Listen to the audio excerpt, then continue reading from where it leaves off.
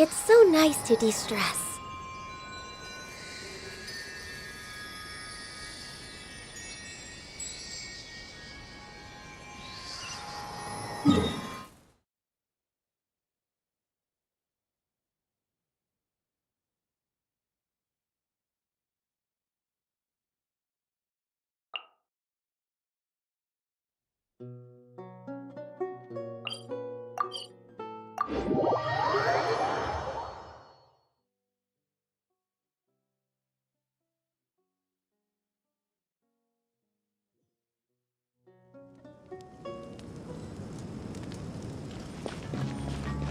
Next on the agenda...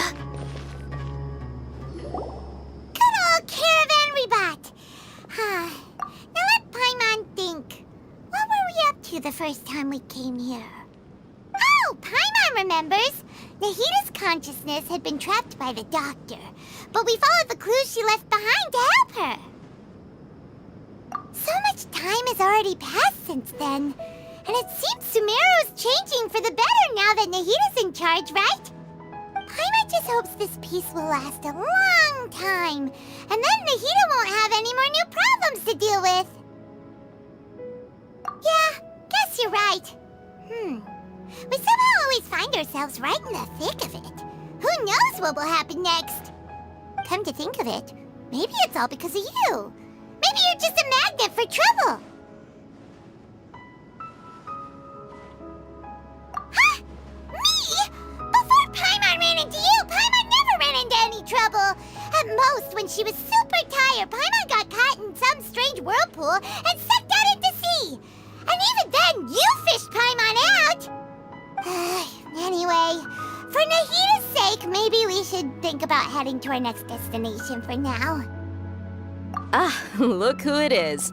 Running into you in a place like this? I can see you two still love wandering around. Oh, it's Dia! Since when are we just wandering around? We're usually taking care of some serious business. Even though it may have nothing to do with our journey. But never mind that. What brings you here? I just finished a commission in the desert for a usual client of mine. Nothing too interesting. Just escorting a shipment of goods. I'm on my way to report back. That's when I saw you two all the way over there, chatting away. What were you two talking about anyway? Huh? You serious? Can't say I saw that coming. But you are travelers after all. I guess you'd never stay for too long in one place. Bumping into you like this will become a rarity. I'm starting to feel sad just thinking about it. Hey, how about I gather a few mercs to escort you two? What do you say? Thanks, but no need. Oh, Paimon had no clue you'd miss us so much. But don't worry, we'll come back to see everyone when we get a chance. Sounds good. All you need to do to get to Fontaine is cross this stretch of desert and navigate some waterways. Knowing you two, I'm sure it won't be anything you can't handle. So, when are you leaving? Oh, wait a sec. Paimon just remembered there are still a few dishes in Sumeru that Paimon hasn't tried yet. Now, where's that list Paimon made?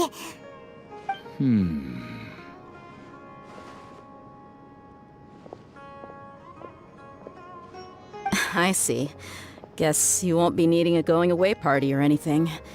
It's sad enough to see you go like this. Though, now that I think about it, Sumeru wouldn't be what it is today without you. Seems true heroes always prefer leaving quietly. By the way, should we go say bye to Nahita?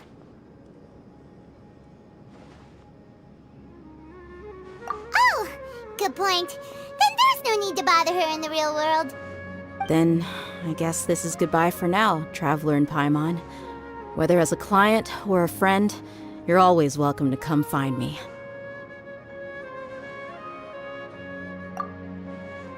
Goodbye, Dia. Bye-bye, Sumeru.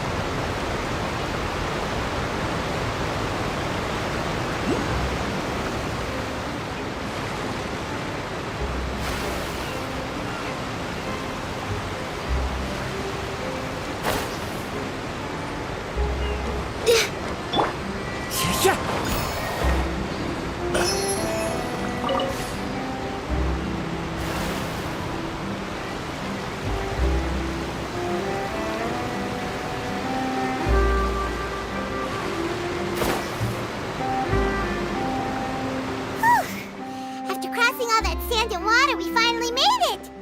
Oh, this must be Fontaine's port. Wow, everything looks so advanced in Fontaine. Paimon's heard that the industry here is extremely developed, and there are all kinds of unusual machines. Just seeing the sights as a tourist is nice, but maybe it would be better if we found something to do. What do you think? Good idea! Nahida gave us loads of useful information. Seeking out the Seven is probably still our best source for information at this point. Yeah, the more we can learn, the better. So, what do you think the Hydro Archon's like? Will we get along? Nahida said that she has a very unique personality, whatever that means. To learn about a nation's god, start with the nation's people. There seems to be some locals talking over there. Let's go see if we can join the party.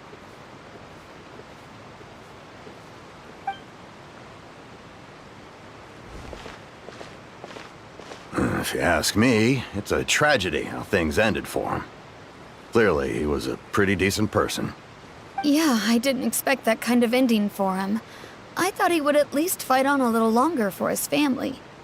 I was expecting a sudden plot twist, but it's a pity that it never happened. Still, his story is quite the tearjerker.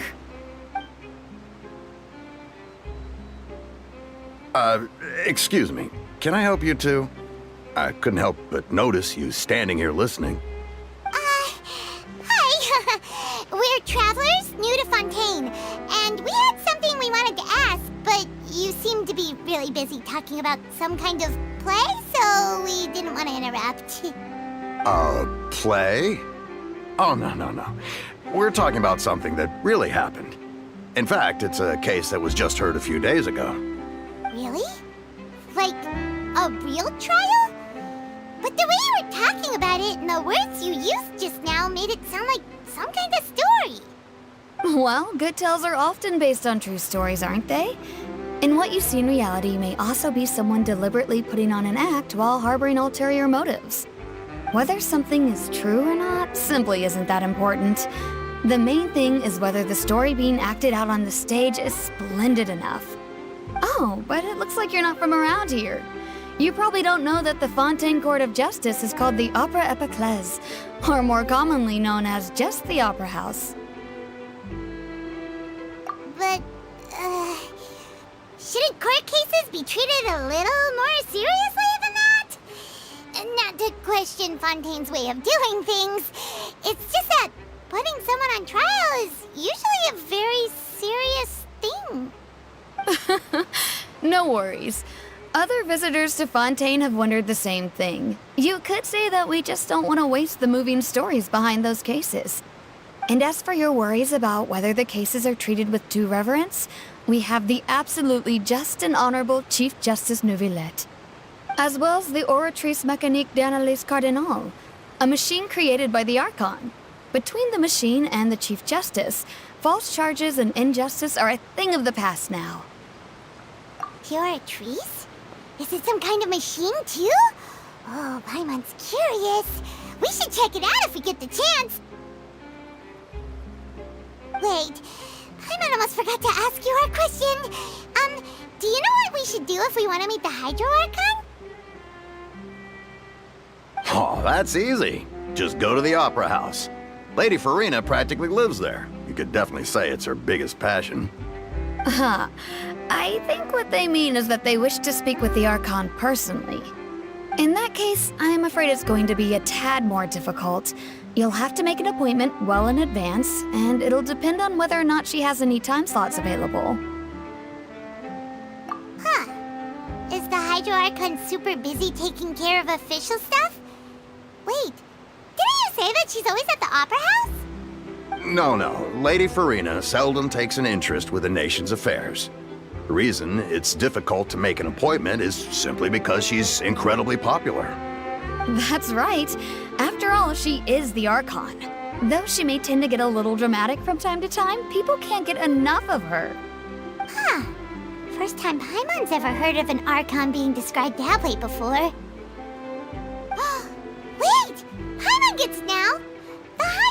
Archon is kinda like a big celebrity here, right? Yeah, I suppose you could say that.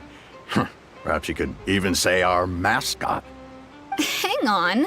This is still Fontaine's Archon you're talking about. You should show some more respect. Yes, you're right. I guess I should at least try to be a little more respectful in front of visitors.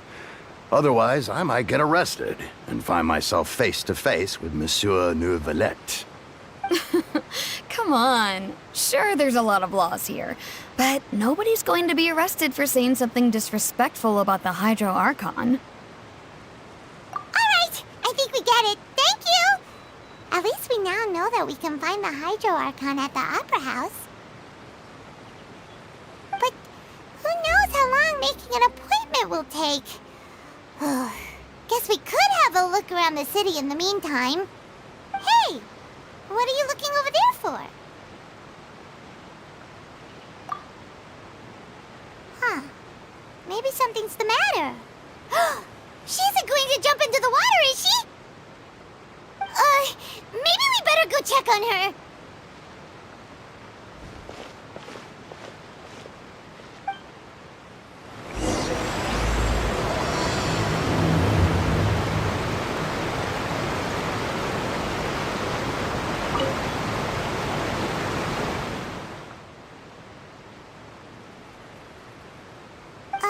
Hello there. Excuse me. Are you alright? Huh? I'm fine. Thanks. Oh, okay then. We just noticed that you seem to be worried about something. About many things, actually. But there's nothing I can do but just keep my troubles to myself. I was just reminiscing about a place my brother and I would play when we were kids. It was just atop that hill over there. See? You're pointing at the sea. Wait, are you saying that you and your brother lived in the water? No people call the waters around Fontaine a sea. It's actually just an inland lake that's filled with fresh water. And no, I can still see that hill clearly in my memories. Now, it's been completely submerged. He would skip and jump, tossing sand in the wind. The sun shone brightly, and the air was filled with the scent of the sea. But now, the water is gradually swallowing our memories. It won't be long before it swallows us. Sorry. Paimon doesn't really get what you mean. I don't believe we've had the pleasure of meeting. Are you Lynette's new friends? Oh, and you are? Thanks for looking after my sister. She often comes here to reminisce about our childhood, that's all. There's no need for any concern. Allow me to introduce myself. I'm Linny, and this is my sister Lynette. If I had to guess, I'd say you must be travelers from abroad. Nice to meet you. Paimon is Paimon, and this is the Traveler. We just arrived in Fontaine. We were just talking with your sister. Even though we didn't really get what she was saying. I see. It's unusual for Lynette to be so willing to talk with anyone. In fact, she seldom speaks at all. I'm usually the only one she ever talks to. Oh, really? Then you two are just like us. Paimon's always the one talking for some reason.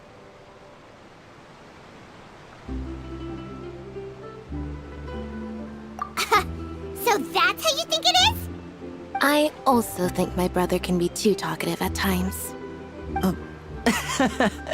Seems you were right, Paimon. We are quite similar. So, what did Lynette mean just now when she said that the water is engulfing your memories, and that it won't be long before it engulfs you too? Oh, that.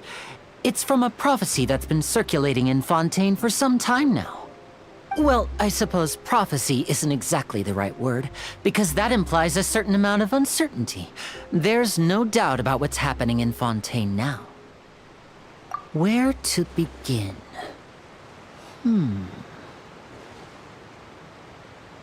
Let's put that question on hold for a moment. We still haven't formally greeted each other yet, have we? Did all the introductions earlier not count? Hello, traveler.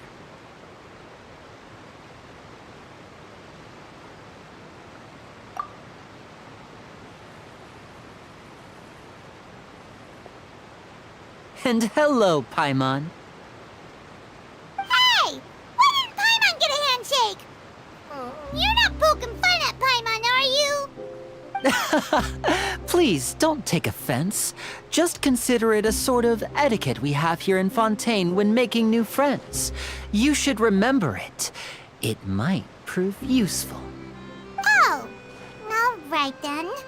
Well, Paimon's just happy to have a local friend now. By the way, we were just getting ready to go to the Opera House to meet the Hydro Archon. Would you be able to show us the way? So you're going to see Lady Farina? No problem at all. In fact, I was planning to go to the Opera House later myself. I'll gladly take you once I finish things here. Please, follow me.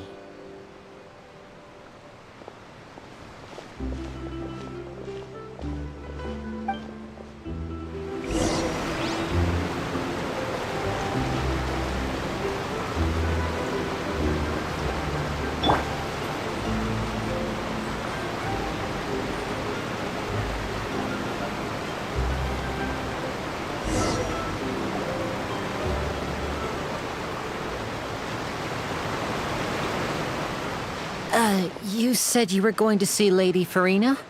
Well, it seems Lady Farina has come to see you.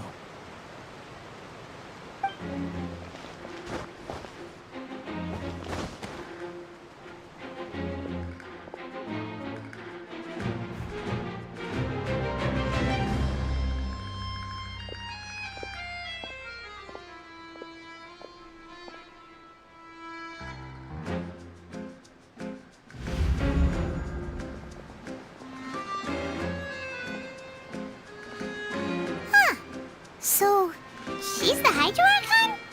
But how did she know we were looking for her?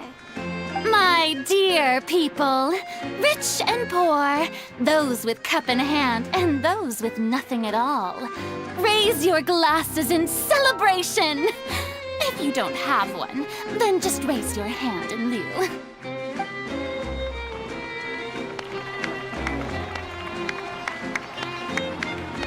As you can all see, two unfamiliar travelers have arrived in our nation. Come, let us make a toast in honor of this traveler and his companion who have journeyed here from distant lands.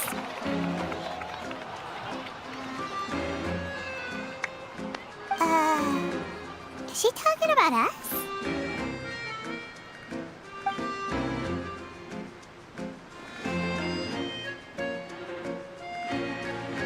I've long heard of the turmoil and chaos you've left in your wake as you visited other nations.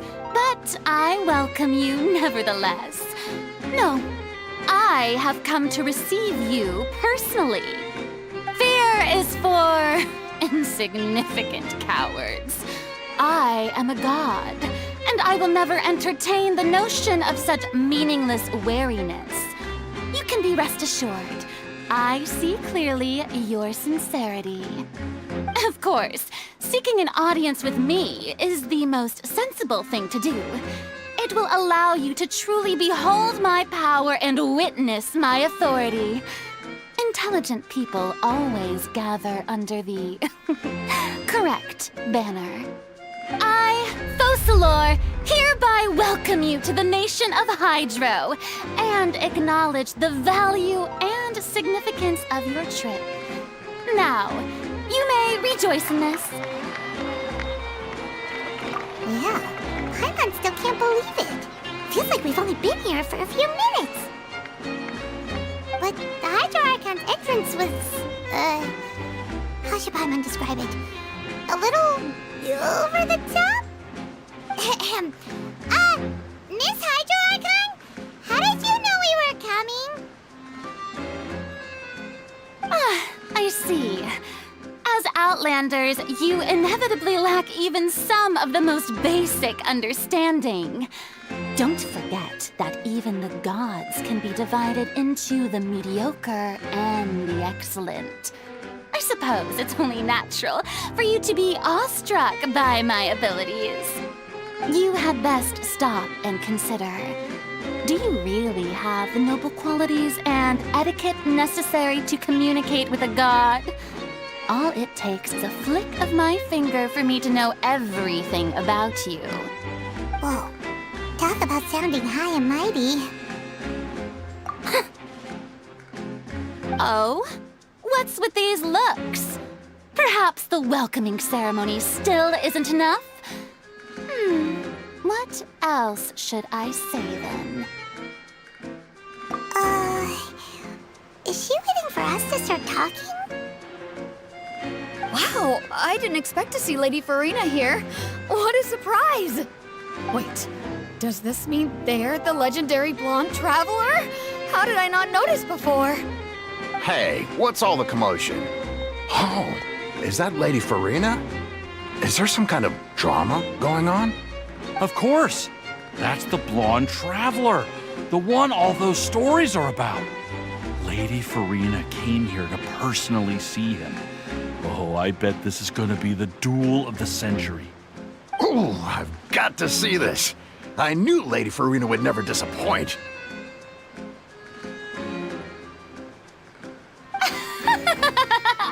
Yes, but don't get too excited now. My dear believers and spectators alike tend to get quite rowdy, and despite the noise, I've come to tolerate all their ruckus.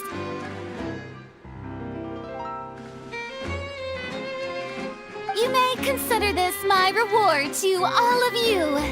I have determined that there will be an epic duel between myself and this traveler from another land, just as you were hoping to see.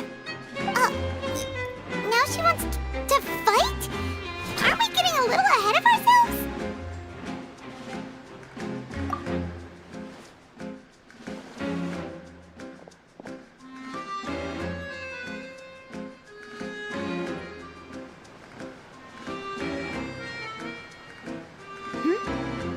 Are you not afraid? Might I remind you that this is a duel against the divine? What are you trying to do, traveler? Provoking a god in front of her people? Stand down, Clorend. I admire his bravery. Few have the courage to draw their sword against a god. He is obviously a true warrior. Unfortunately, people nowadays only crave to be thrilled, and a mere duel will not slake their thirst for excitement. Huh. Yeah, she's right. Just a duel wouldn't be all that interesting. On Araneus, criminals are always requesting duels to defend their honor. They're getting a bit old, to tell the truth. You see. Then, as the god of justice, I shall face this traveler in another kind of duel. A duel in court! All right! Now that'll be worth seeing! Right. This is Fontaine, after all. Such a grand opera house, it would be a pity not to use it. Why do you care so much about the crowd's reactions? Seems you've spent a little too much time in the opera house. Besides, how exactly do you plan to have a duel in court? You mean you're going to put us on trial? Oh, we have reason to put you on trial. It's obvious, isn't it? According to Fontaine law, no one is permitted to release any flying objects within Fontaine city limits during the first 3 days of each month. You are clearly guilty of violating this law, no? Oh, so that's what they've done wrong. That's our Lady Farina. No one knows the laws of Fontaine like she does. You call that obvious? What kind of law is that? Wait, flying object? You mean Paimon? Precisely! Now, if you two have no objections, then in the name of the Hydro Archon, I order your arrest! My apologies, Lady Farina. I don't mean to spoil the fun. But if you would allow me to interject, I don't think that Paimon here meets the definition of a flying object. You tell her, Linny! Finally someone who's not crazy. How could anyone call Paimon a flying object? Ah, great magician Linny, my beloved citizen. I'll permit you to object, but how exactly do you plan to prove your claim? As a magician who just rained on your parade, I naturally should shoulder the responsibility of saving the show. So, with such an audience gathered here, allow me to perform a trick for everyone.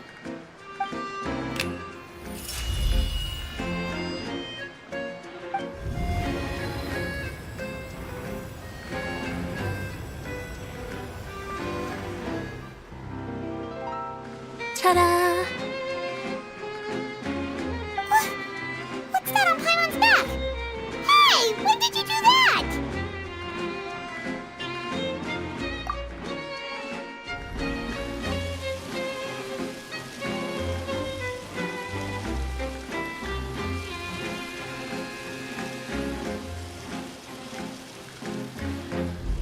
There.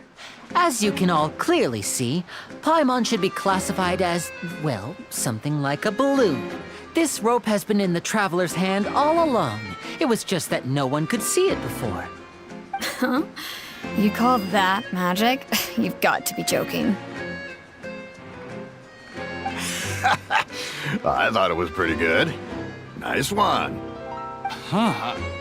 I'm not sure what to think. It seems Lady Farina's charges no longer hold water.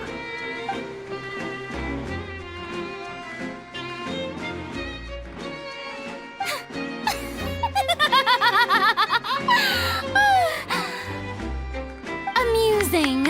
Very amusing, Linny. Just the sort of unexpected twist that I enjoy. With you here, today's performance can finally be called complete. Performance? You see all this as a performance? In which case, consider the matter of your trial resolved. The god of justice will not bring charges against an innocent person. But when there are valid grounds, I will not only judge travelers from abroad, but even the gods of other lands. I look forward to seeing your upcoming performance at the Opera House, Mr. Linny and Miss Lynette. That's enough for now. Toodaloo!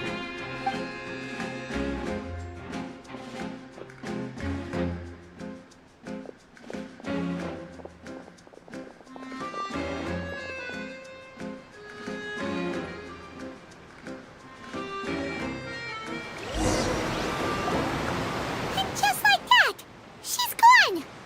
Well, that's the most unpredictable Archon Paimon's ever seen. We never even had a chance to ask her anything. But that's a problem for future Paimon. That whole scene just now was really... Don't mention it. I just happened to remember that there was such a law, so I did a little preparation, just in case. I didn't think it would actually come in handy. So, now do you see what kind of god Lady Farina is? She can be a bit confusing at times, but she is still amenable to reason. Anyway, Paimon had no idea you were a magician, Linny. It sounded like you'll be performing at the Opera House, right? I just know a few simple tricks I use to make a living. Lynette is my assistant. It will actually be my first time performing on the most prestigious stage in Fontaine, the Opera House. But isn't the Opera House where criminal trials are held in Fontaine? When there are no public trials being held, the Opera House hosts a variety of other performances. To the people of Fontaine, the line between a trial and a performance can be a little blurred. And speaking of performances, I would be remiss to forego this opportunity gifted by fate. Might I invite the two of you to see my performance? My brother's always excited to make new friends. Oh, sure.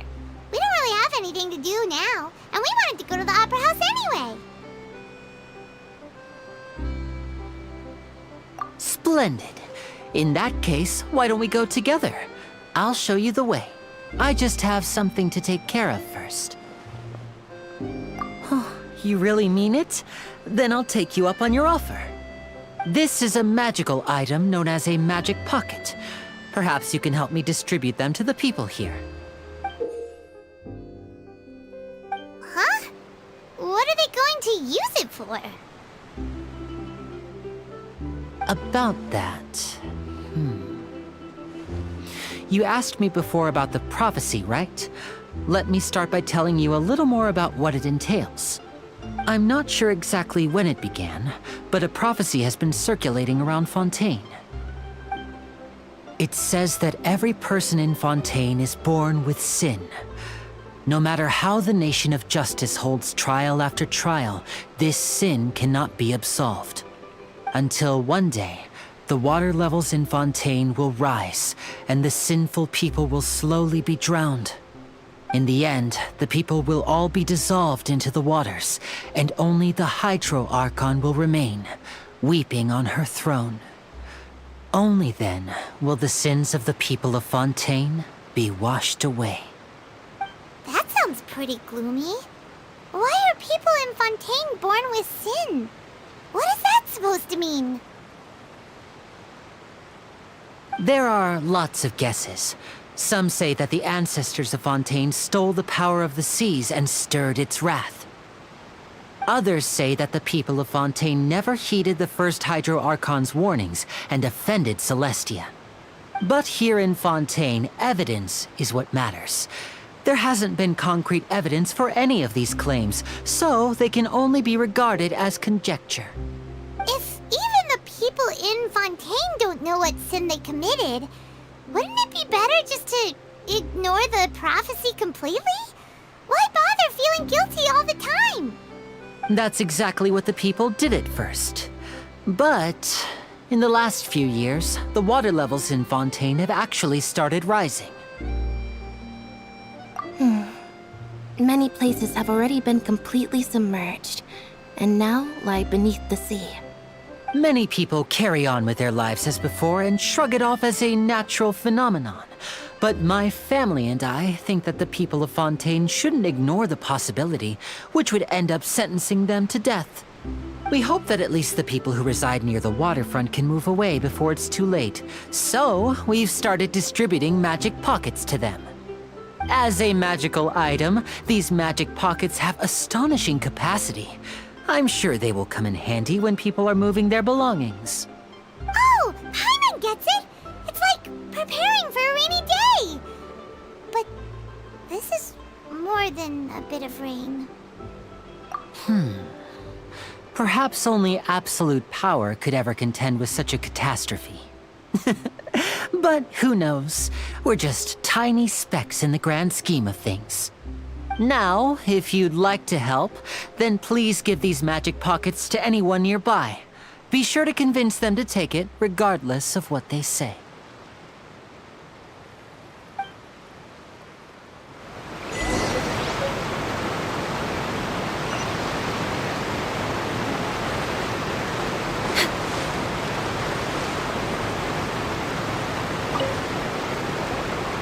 What's this? So you also believe in the prophecy. Keep it. I won't have any use for it. What? You mean you don't believe in the prophecy? No, I believe in the prophecy. But I also believe in another story. The story says that people once lived in the ocean. They were one with the ocean and couldn't live apart from it. But as time wore on, people desired to live on land and developed blood vessels, encapsulating the sea within their bodies. Thus could people set foot on land. So, if you ask me, when the water rises and takes us all, it'll be like we're going home. Oh, we hadn't heard that one before. But people can't live underwater. They'll die. You should probably definitely still take it. All right, I'll take it. I guess I just feel that being dissolved into the water doesn't necessarily mean death.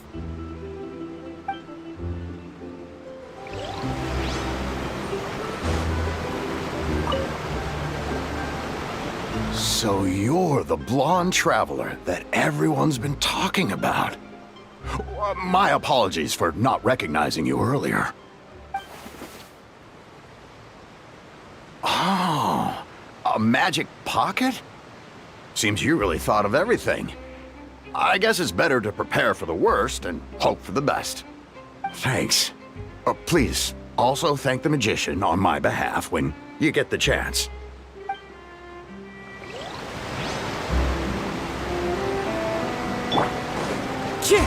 Follow the wind.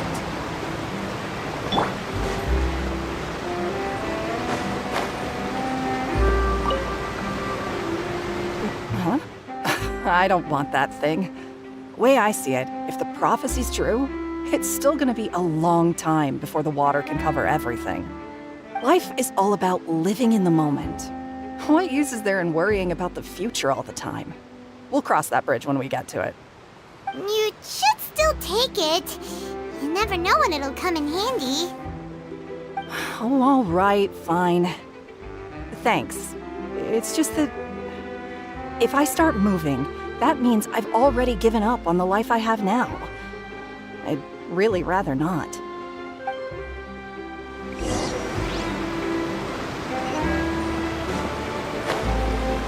We're way behind schedule. Oh? You already handed out all of the magic pockets? That was fast. So, what did people have to say? I bet you heard some, interesting opinions. Yes, but that will change once disaster strikes. I know they'll change their minds, so it's only right to help them prepare. Is there anything else you need to do before we leave? Yes, one last thing. I have the magic pockets made by a workshop in the court of Fontaine. Since we're out and about, I was thinking about bringing him some more materials. So, you want to collect materials? Just tell us what the materials look like and we'll help. Many hands make light work. Oh, that would be much appreciated. We'll need some Romaritime flowers. I remember seeing them near the waterfront on the east side of the harbor.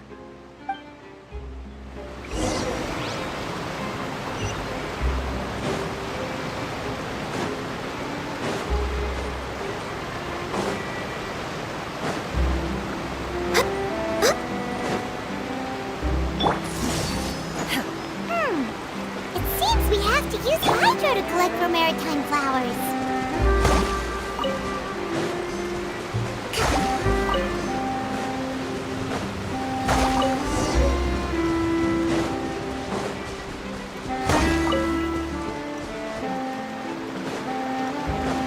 Unleash!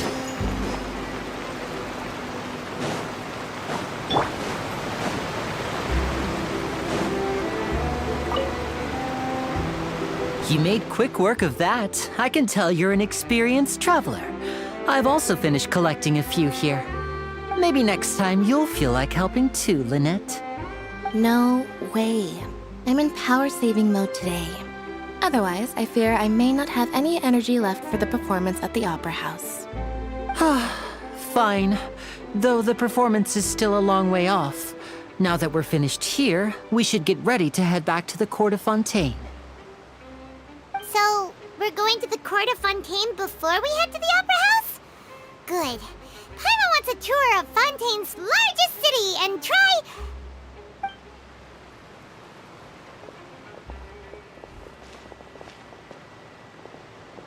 Wait, shh. Have you noticed that person over there? The young girl. Huh? What's wrong with her? Paimon didn't notice anything. She's obviously a thief. Magicians and thieves practice similar methods. We divert attention, and a distracted audience is one that won't discover what you're really doing. Watch her movements carefully.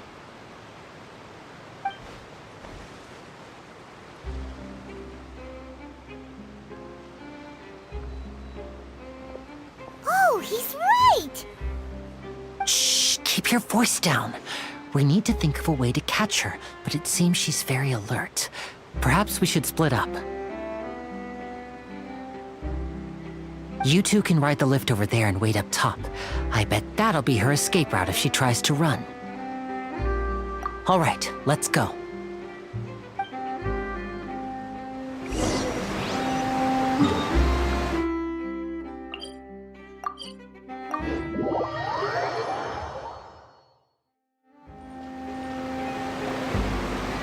This is the spot where Linny wanted us to wait.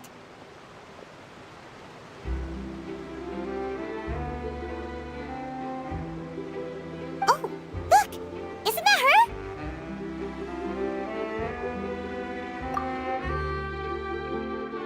Oh no! Did she notice us? She started running the other direction! What should we do? Should we chase her?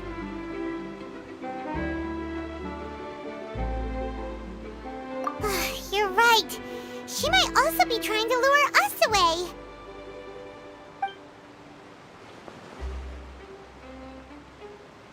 Nothing's happened for a while now.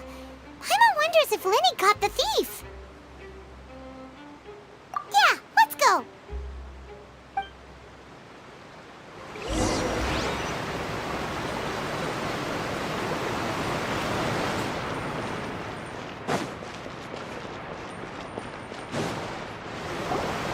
Are you sure that's all she took? You should check to make sure you're not missing anything else. No, that was all. Oh, I can't thank you enough. I didn't notice a thing earlier. Anyway, I should be going now. Thanks again. Oh, were you returning what the thief had stolen? That's right. Pity I wasn't able to catch her. She distracted me by dropping the thing she stole on the ground. By the time I looked back, she was already gone. I saw the general direction she went, but Linny twisted his ankle, and I needed to make sure he was okay. Oh, did you get hurt, Linny? I'll be all right. It's just a twisted ankle, that's all. In fact, it's feeling better already. If you want to play at being a hero, at least try not to get hurt doing it. Imagine what would happen if you managed to derail our performance as a result. You're right.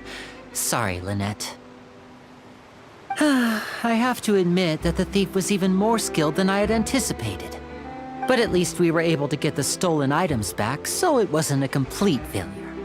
What a slippery little thief. Guess things turned out all right in the end, though. Linny's initiative paid off. All right, let's put this little detour behind us. We should go to the court of Fontaine now.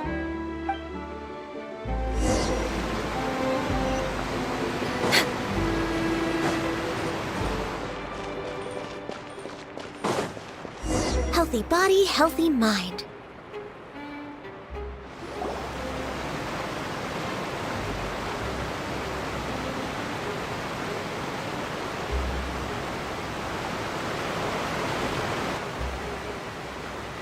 So, we ride this thing to go into the city?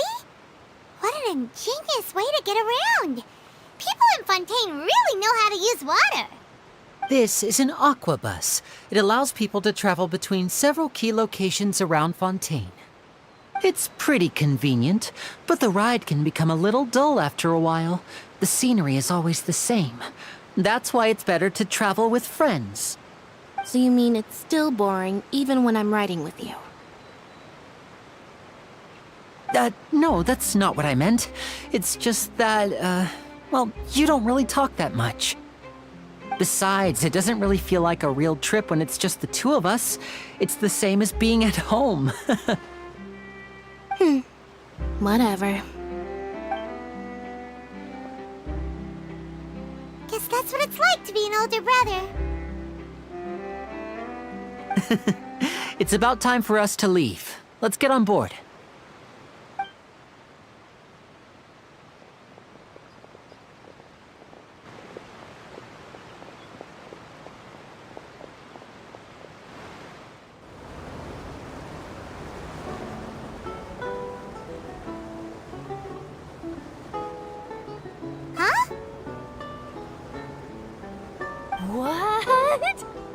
Traveler!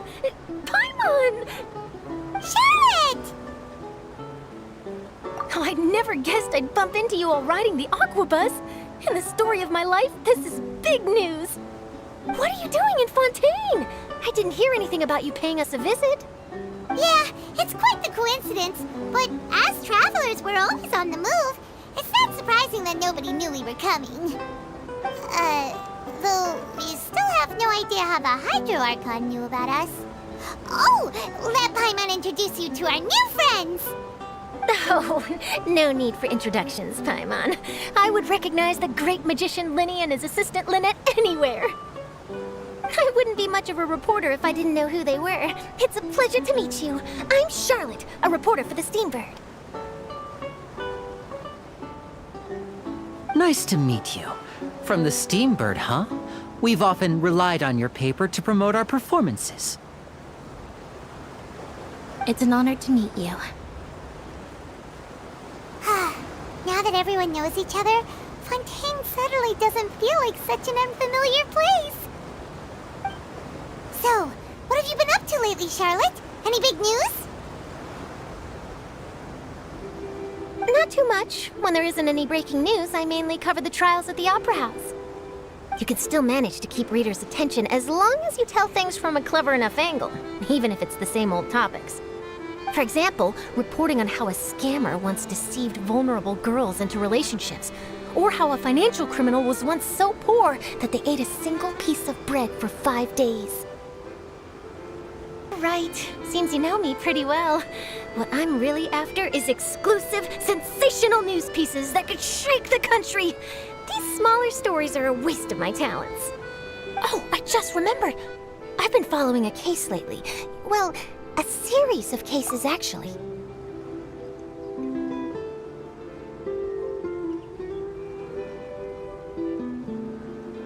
You mean the serial disappearances of young women case? That's right! These stories are the talk of the town right now, and it's probably the most mysterious case we've ever seen.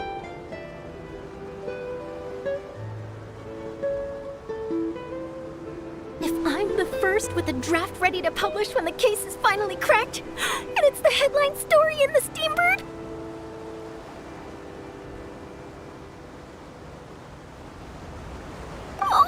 when that happens, I bet all the other reporters will shed tears of envy. I've already gathered all kinds of materials. I just can't wait for the truth to be revealed. So, what is the serial disappearances of young women case? You mean the culprit hasn't been found? That's right. The first missing girl case happened almost 20 years ago. And ever since, after a period of time, another girl disappears. What the cases have in common is that the girls are all of a similar age, and that they've all vanished without a trace. But the scariest part is that to this day, none of the girls have ever been found. Many suspects have been arrested over the years in connection with this case, but shortly after each arrest, another disappearance would always happen.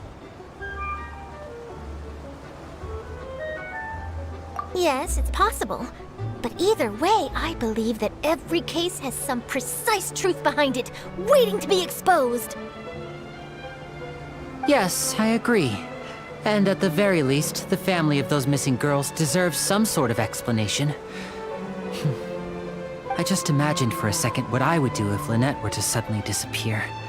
I'd pay any price to get her back, and then find a way to track down the culprit. Please don't imagine that, Linny.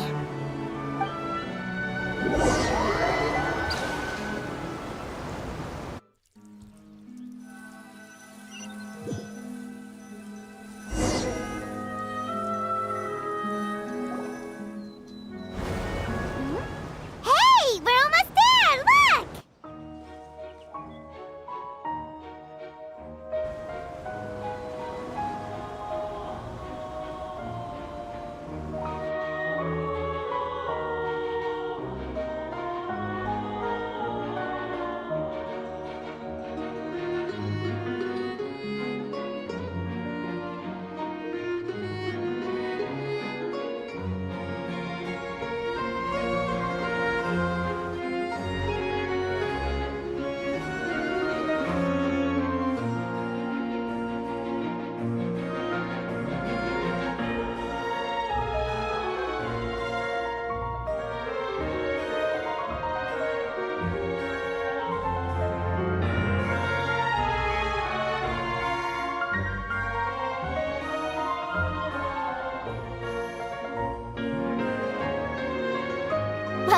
I really enjoyed chatting with you.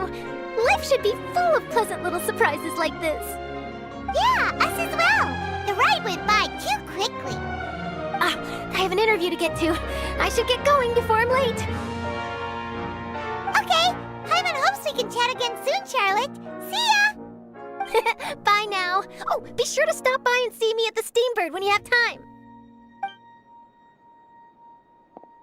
What a tough job. Always running around and interviewing everyone.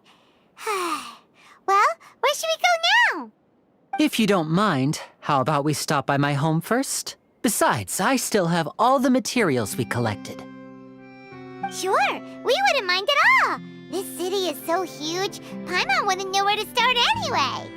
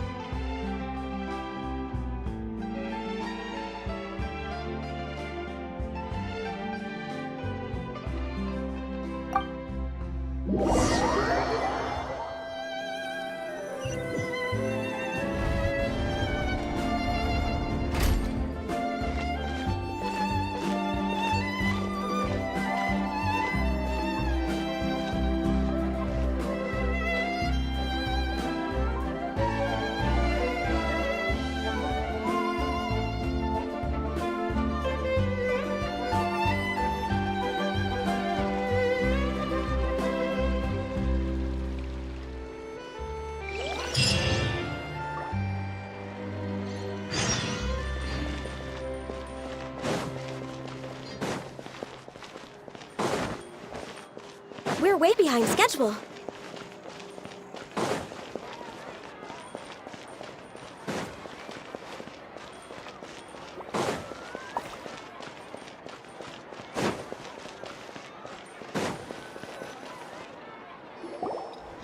This is our current abode. Ah, Fremine, you're home. Where did everyone else go? I have some new friends that I would like to introduce. Oh, they all just went out a moment ago.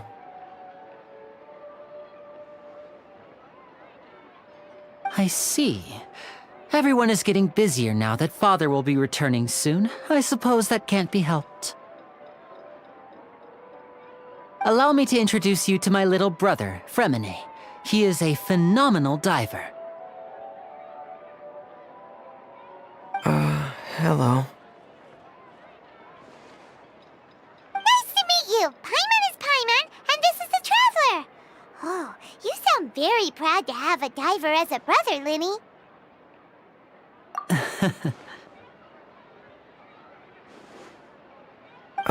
Linny, could you come here for a moment?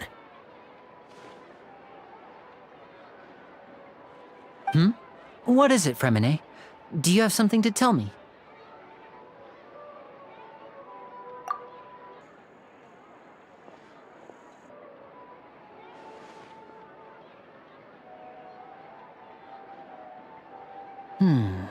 Okay, I see.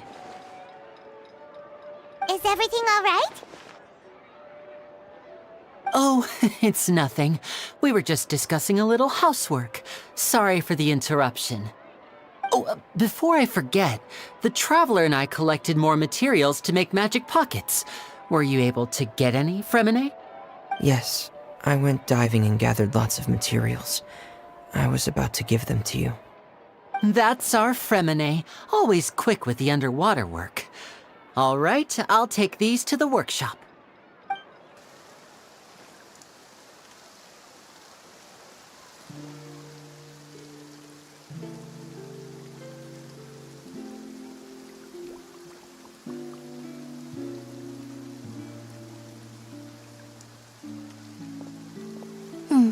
Looks like rain.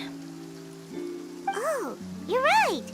But wasn't it clear and sunny just a moment ago? Fontaine's weather sure is weird.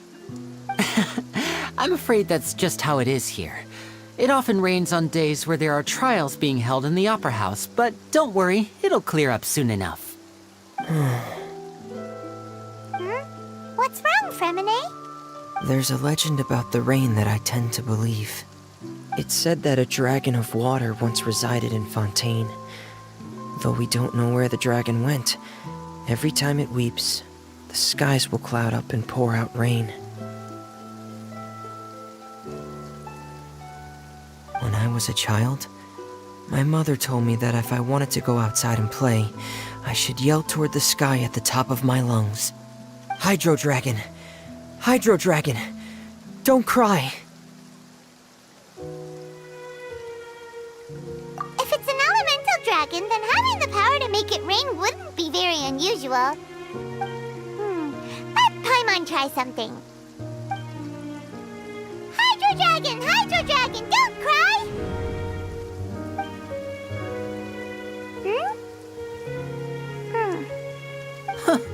Doesn't seem to be of any use. It is just a legend after all. You know, you might be a more popular magician if you understood the concept of romanticism. Or could at least play along. Sorry, it might be because we've never met the Hydro Dragon. Perhaps it can't be comforted by the words of strangers.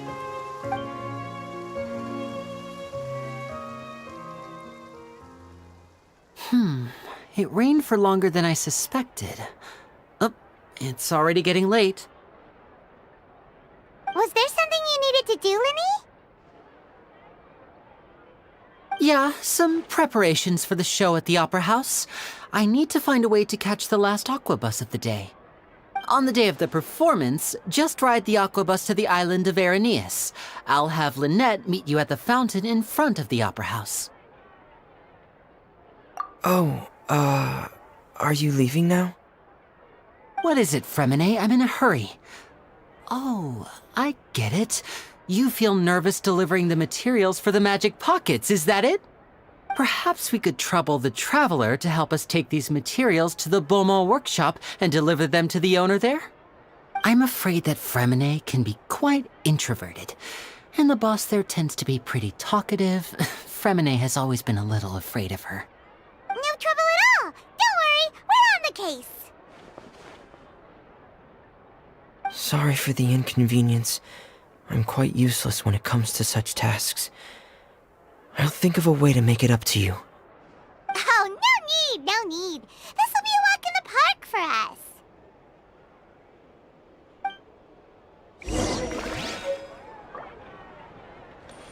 Thanks again, you two. I really can't deal with that lady.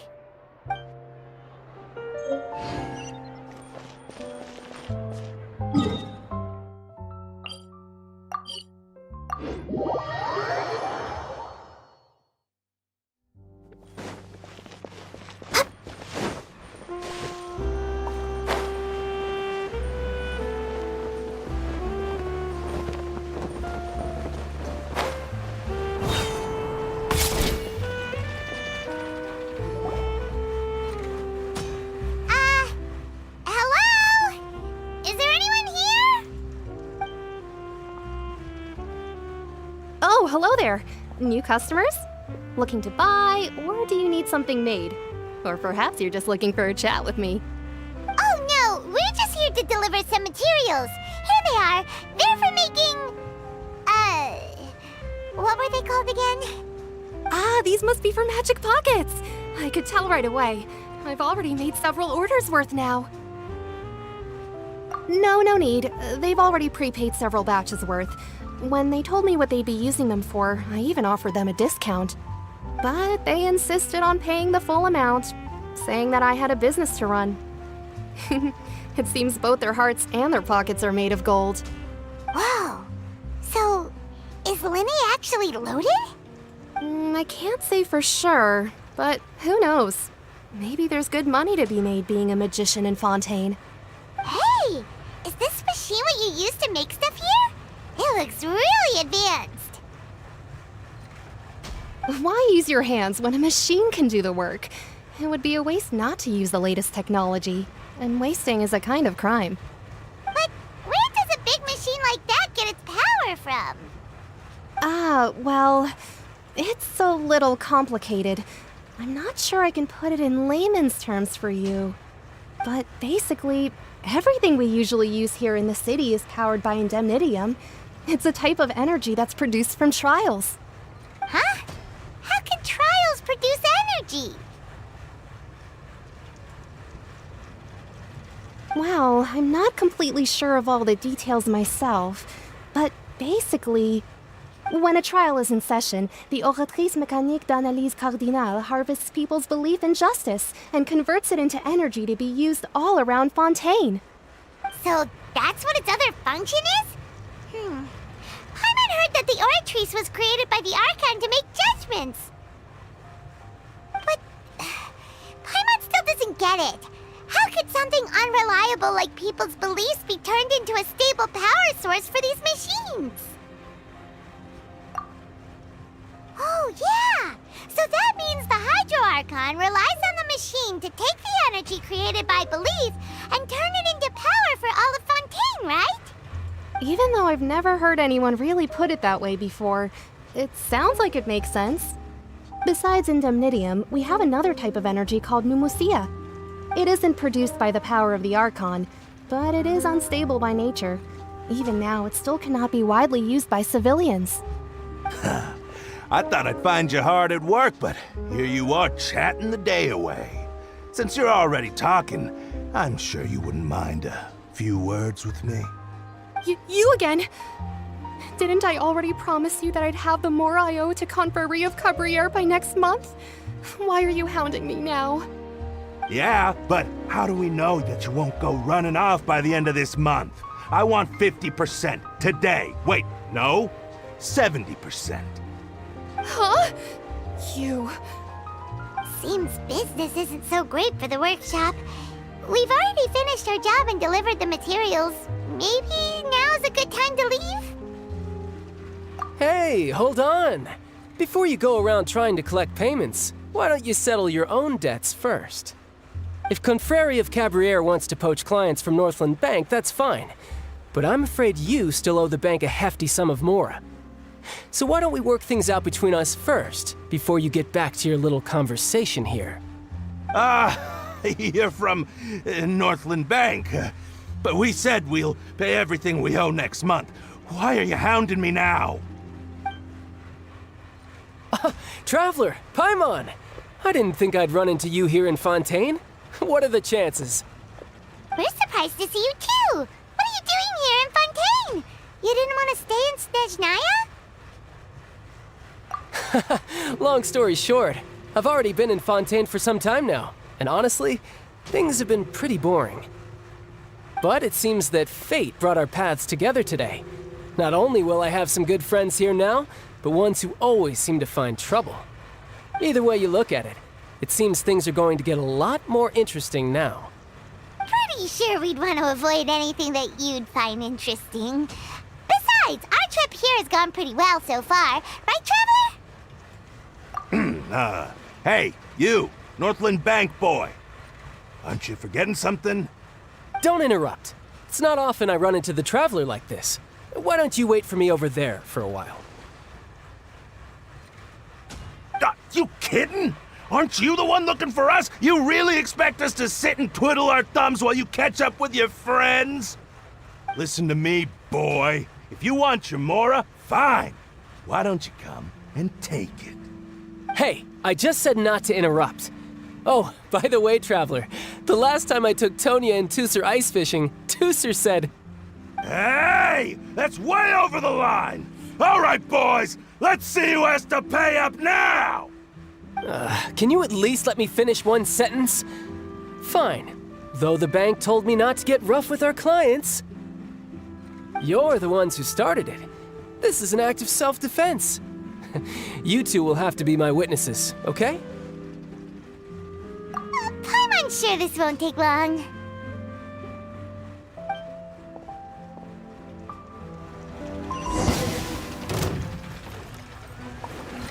No time to lose. Brace yourself. This is gonna hurt.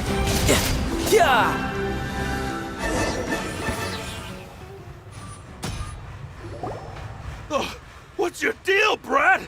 How are you so strong if you're just a staffer from Snezhnaya's Northland Bank? Wait, don't tell me you're... Oh, now you notice. It's a little late, don't you think? Just make sure you understand that you don't mess with Northland Bank. Got it?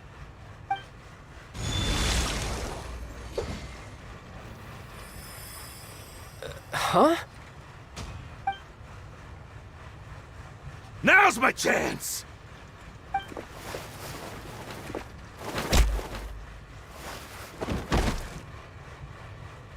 Huh. That was weird.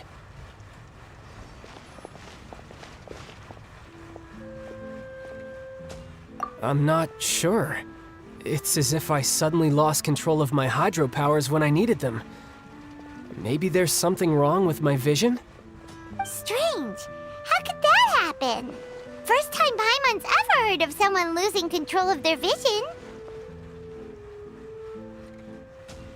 Never mind. It doesn't matter. If I want to stay sharp, I shouldn't be relying too much on my vision anyway. Besides, I always have my delusion in case I need it. So what are you doing in Fontaine, child? I don't see its work for Northland Bank. Well, I guess it's because I've been in a bad mood lately. Huh? What kind of reason is that? Wait, since when do you feel down about anything? I don't know. Maybe I still have a lot to learn about myself. But recently, there seems to be some sort of restless power stirring inside of me. And I don't know why, but every now and then I feel like I'm in a terrible mood. Maybe you losing control of your vision just now is connected with that power you're feeling inside. That is a possibility. I can't remember if I ever mentioned it before, but when I was 14, I fell into some unknown abyss. It was during that time I learned nearly all of my abilities. The one who took me under her wing and taught me was named Skirk. She was always quiet and very mysterious. Nobody knew where she came from or what she had been through, and she was always very strict when teaching me combat techniques. One time, I asked her why she was willing to take me on as an apprentice. From what I could make of her answer, it was because I had awakened it, and traces of it remained on me. She said that all my combat training would be useful in the future. But what is it? What did you awaken? She never explained that, but my guess is that it's related to a dream I saw when I had just fallen into that abyss. In my dream, I was in the deepest depths of the sea, and the boundless seabed was all around me. But in front of me appeared a whale that was so massive, I felt like I couldn't breathe. A whale? Oh, that sounds familiar! When we fought against you before, you summoned a huge whale that seemed to leap at us. Is that the one? That's just an abstract form of a whale that I create using my elemental powers. It takes that shape because the scene I dreamt of the whale has always been stuck in my mind. I'll never forget it. So you used the whale as inspiration for one of your moves? Huh. Seems a little twisted to Paimon.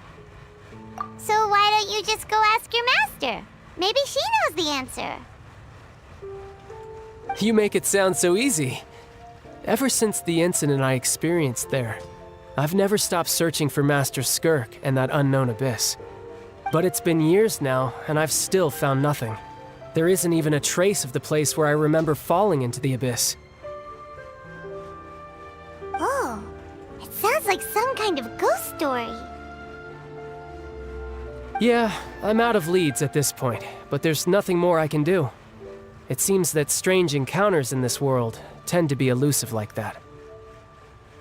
Oh, seems the time really flies when I'm talking with you.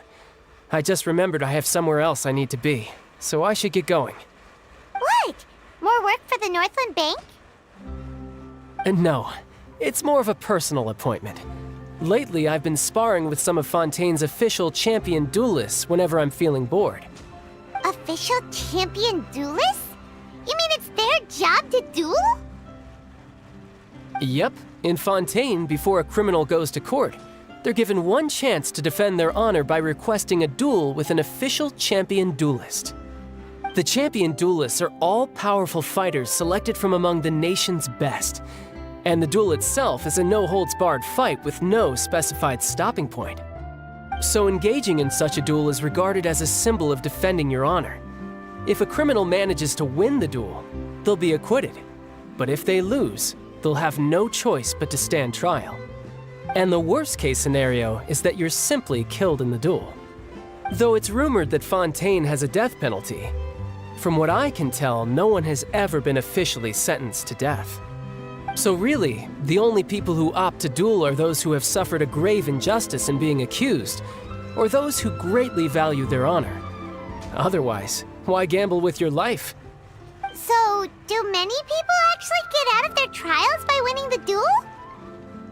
Apparently, it's exceedingly rare for anyone to actually win. Fontaine probably enacted this system as a way to show that the nation respects the honor of its citizens. Besides, none of the champion duelists are to be trifled with, which is exactly why I was itching to face them as soon as I got to Fontaine. Apparently, the one I'm meeting today, Clorinde, is the strongest of the champion duelists. I had been asking her for some time before she finally agreed to face me today. Well, that's child for ya. Paimon feels like we heard that name somewhere before. Clorinde. Huh. Oh, before I forget, I want you to have this. Huh? Your vision? You're seriously just giving it away? I'm just worried that it could become uncontrollable again. I'd be pretty upset if it got in the way of my duel, so I think I'll be better off without it for now.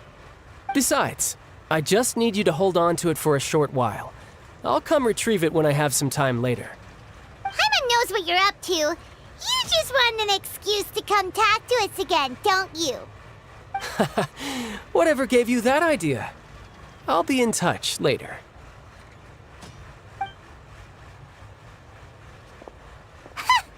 That sneaky guy. He said he's been feeling down lately, but he seemed the same as ever to Paimon. Well, since we don't have much to do for now, we might as well walk around and see the city before Lenny's performance.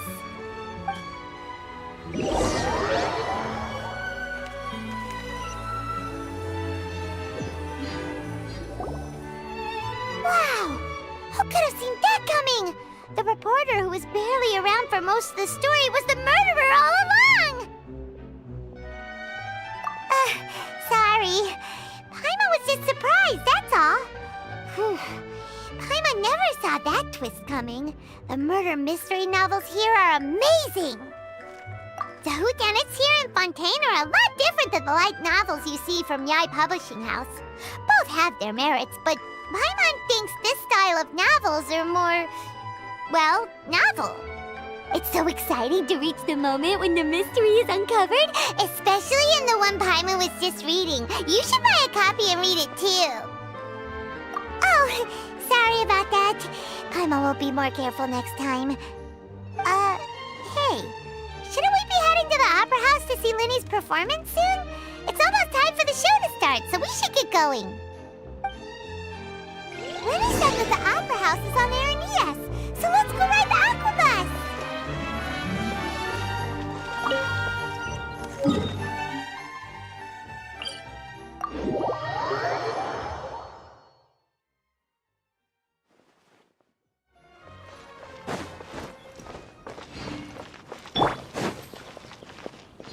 Next on the agenda.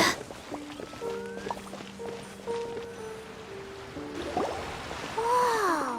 Now this is fancy! The Opera at Eclairs. What a place to hold a performance! No wonder Linny and Lynette were looking forward to it. Huh. Looks like there's a lot of people standing around the fountain up ahead. Oh, Archon, please bless us with a bright and healthy child. We pray. I don't know why you always feel the need to ask so much. I'll be happy as long as our child is healthy and lives a peaceful life. I guess if they're our kid, then there's no doubt they'll turn out smart. Maybe this is one of the customs in Fontaine. There sure are a lot of couples here. Vache. What's wrong? Vache. Vache.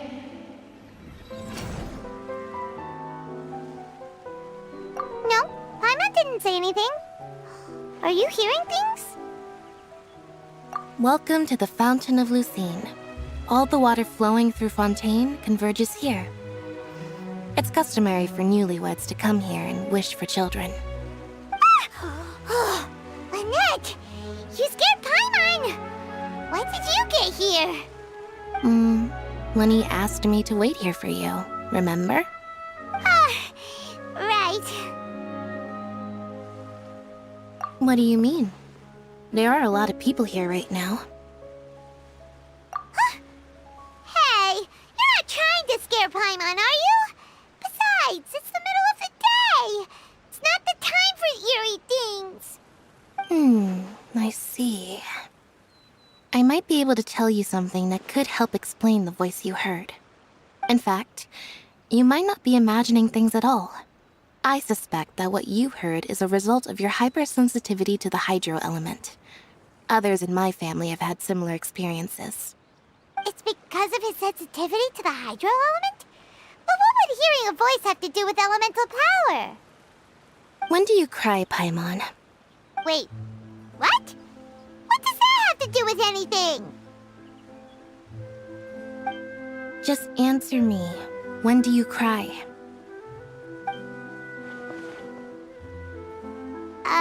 When Paimon's really sad?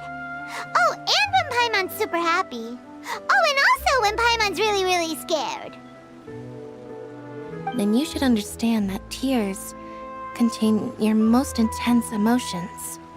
Like I just mentioned, the Fountain of Lucine is where all the flowing water in Fontaine converges. Even the tears that fall to the ground will eventually gather here. So maybe what you heard was the intense emotion coming from someone's tears. So, what did the voice say? Huh. If you were hearing their emotions, then Paimon wonders what happened to them. Rather than worrying about them, we should worry about my brother first. Don't let that calm look of his fool you. He tends to get pretty nervous just before a performance. So chatting with Linny might help him relax a little before he goes on stage. Oh, right. That makes sense. Let's go in and see Linny.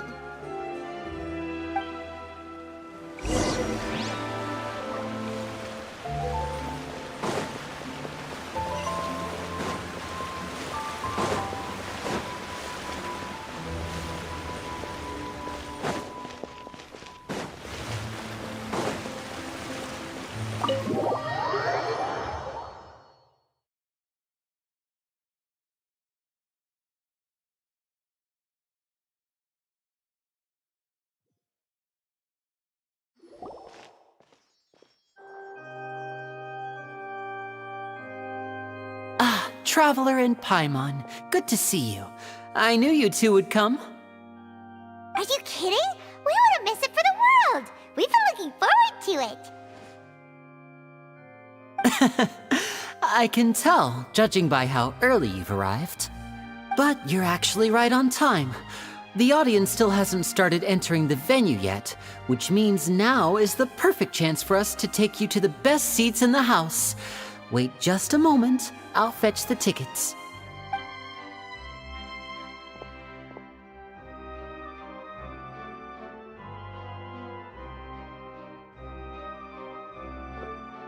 The Opera House has assigned seating, so you always have to make reservations.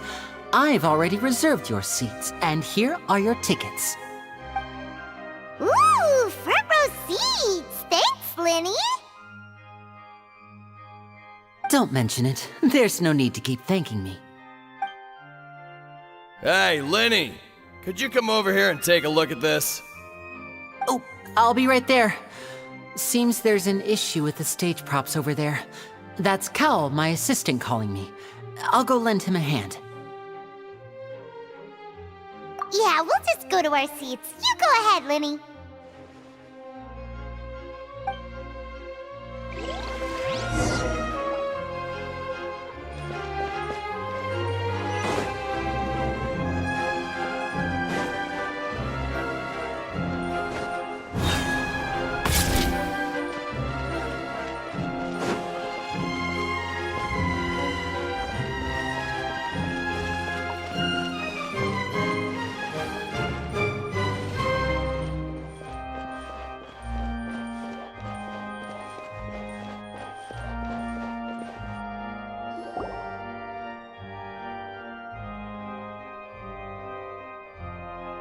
Oh, these should be our seats. Come on, let's sit down.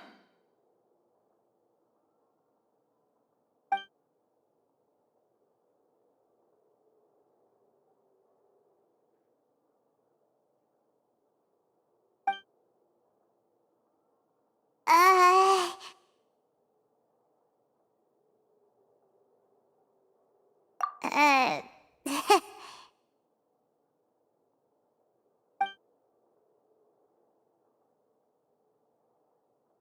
Hey, Traveler. Maybe we should strike up a conversation with the person next to us. Since we're sitting together and the rest of the place is practically empty still, it's kinda awkward if we don't say anything. Ah, you little... Of course you put this on Paimon. Excuse me, I did not realize you felt awkward. I am terribly sorry. I would be perfectly happy to chat with you if that is what you would like.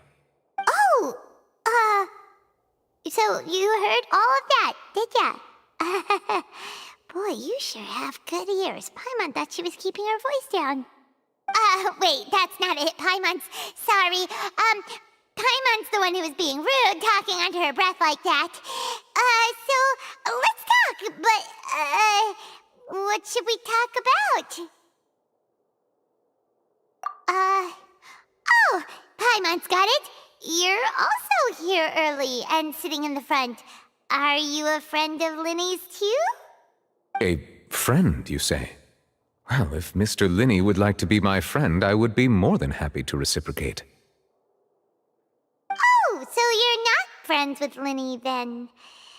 Oh, this is getting more awkward by the second. Paimon nearly forgot to make her introduction. Nice to meet you. Paimon is Paimon, and this is the Traveler. We just arrived in Fontaine. It is an honor to meet you two.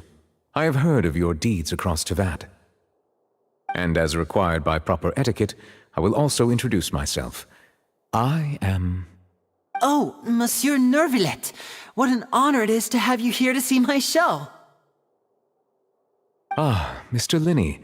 I should say it is in fact an honor for me to see your performance in person. Wait, Nervillet? Could he be...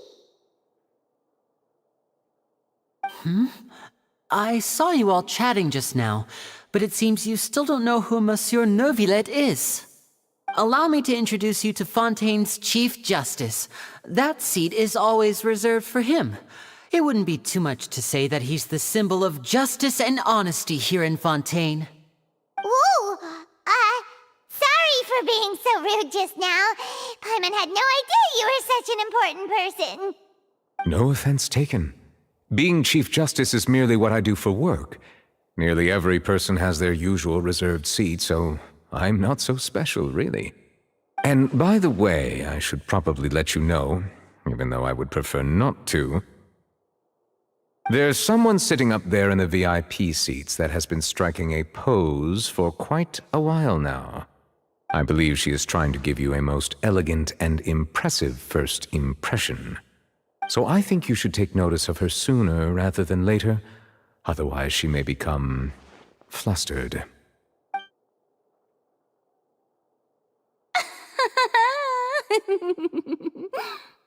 Huh? Oh, it's Farina, the Hydro Archon. Huh. She sure has a smug and satisfied look on her face. Guess she has no idea that you saw right through her act. Very good. That is for the best. No need to pay her any more attention. We may now enjoy the show. Huh? So is this what things are like between the Chief Justice and the Hydro Archon? All right, please wait just a moment longer. I've pretty much finished my preparations, and the performance will start as soon as the audience has made their way to their seats. Yay! The show's finally about to start! Paimon can hardly wait! Paimon's never seen a real live magic show before!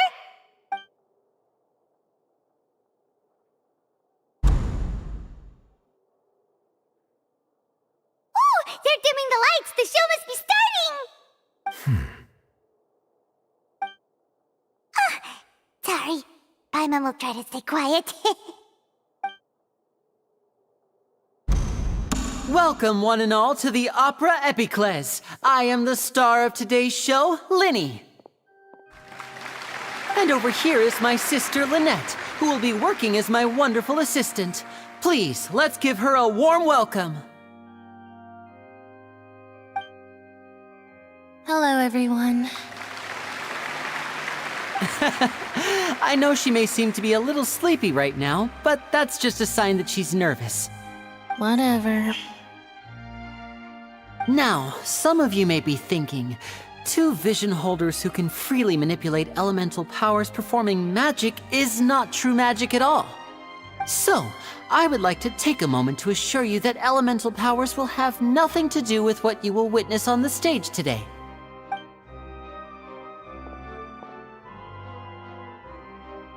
Both Lynette and myself have removed our visions for the show. That way, even the gods won't be able to help us. Oh, good point. That's what makes the show real magic. Now, without further ado, let the show begin.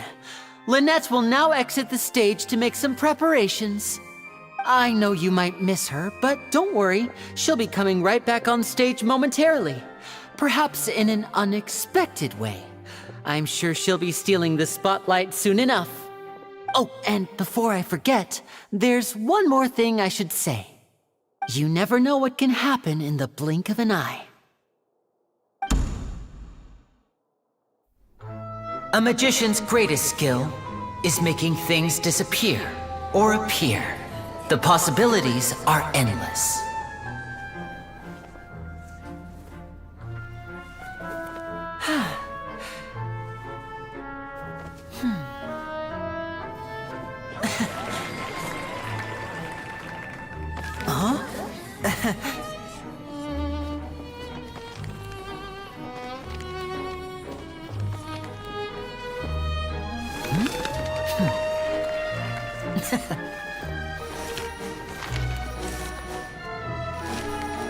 But this isn't what you came for. These little tricks, you've seen them all before.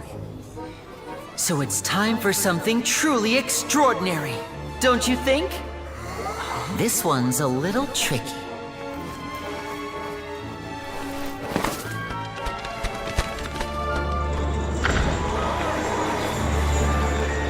Using this water tank, I shall make my sister vanish completely, right before your very eyes.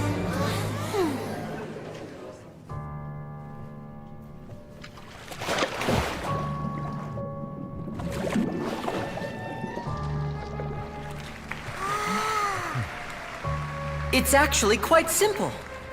She'll just turn into air bubbles and float right out of the top.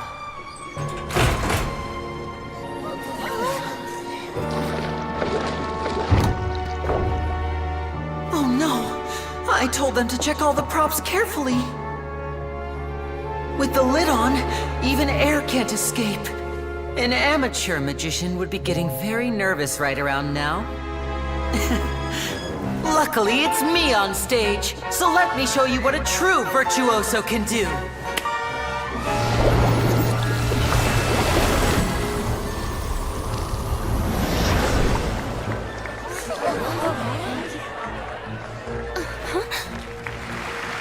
Lynette, are you still there? Don't go too far. We don't want to use up all our magic. Hi, I'm back. Uh-huh.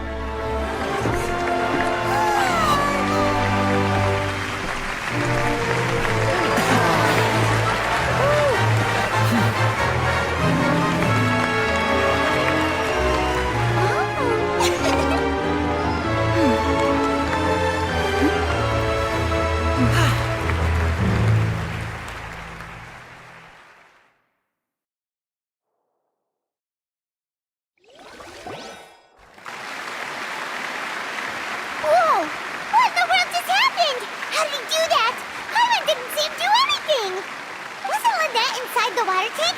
How did she disappear and then reappear out of nowhere? If we could see easily through his tricks, then that would mean that his skills are still lacking.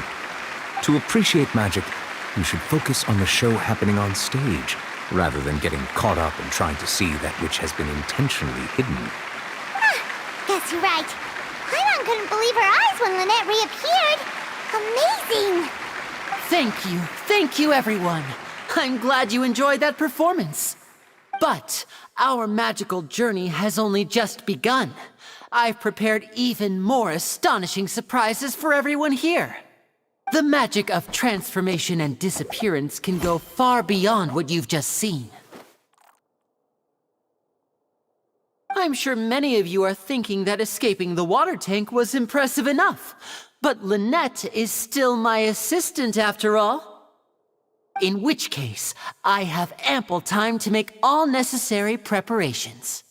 So, for my next trick, I will require the participation of one lucky audience member. Please, if my assistants could bring out the magical boxes now. There are 2 boxes and only 2 boxes. One is here, and one is there in the aisle among the audience. I'm sure many of our clever audience members have already guessed our next magic trick. A swap! Our lucky audience member and I will each enter a magic box. After 1 minute, we will each emerge from the opposite box. Now please, everyone pay very close attention to the box you see here. Don't give me any chance to make a move. Wow! How's he gonna do this? Hey, do you think this is all magic tricks, or does Lenny have actual superpowers? The lucky audience member will be generated by this random number selector. It selects numbers entirely at random. Even I don't know who will be chosen to participate. Now then, let's begin. Let me see. Oh, row 7, seat 3. Congratulations! You now have the chance to experience magic firsthand for an entire minute. Please, come forward. My assistant will take you beside the magic box. I'm sorry, it might be a little cramped inside, but no need to feel nervous. We've carefully arranged everything for you to be as comfortable as possible. You don't need to do anything, but no matter what strange things may happen, don't come out of the box. If the magic is interrupted, who knows where you might end up? You might even find yourself in the Fortress of Meropide. Oh, okay.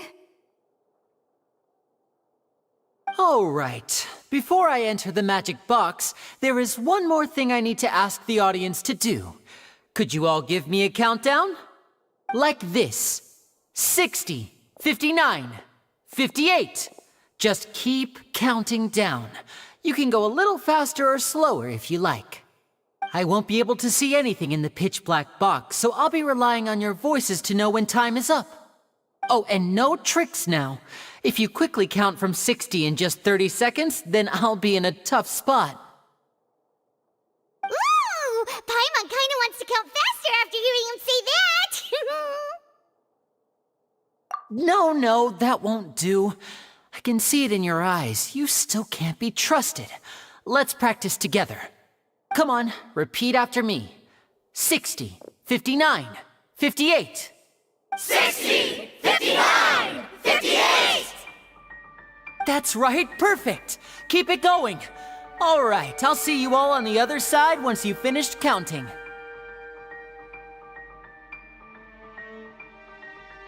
54, 53, 52? Huh?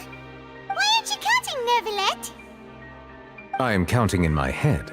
I think things are exciting enough in here as it is. Merely a consequence of my identity and personality. Do not worry about me. Just enjoy the show. Oh, all right. You look so serious that Paimon thought you might be feeling uncomfortable or something. 40, 39, 38! Mr. Linney, are you all right in there? Is everything ready? Yes, I'm fine. I'm just double-checking the direction of the magic. It would be a disaster if we get sent to the wrong places. For example, mid-air right above the audience. Even though he's saying that, Lenny doesn't seem nervous at all.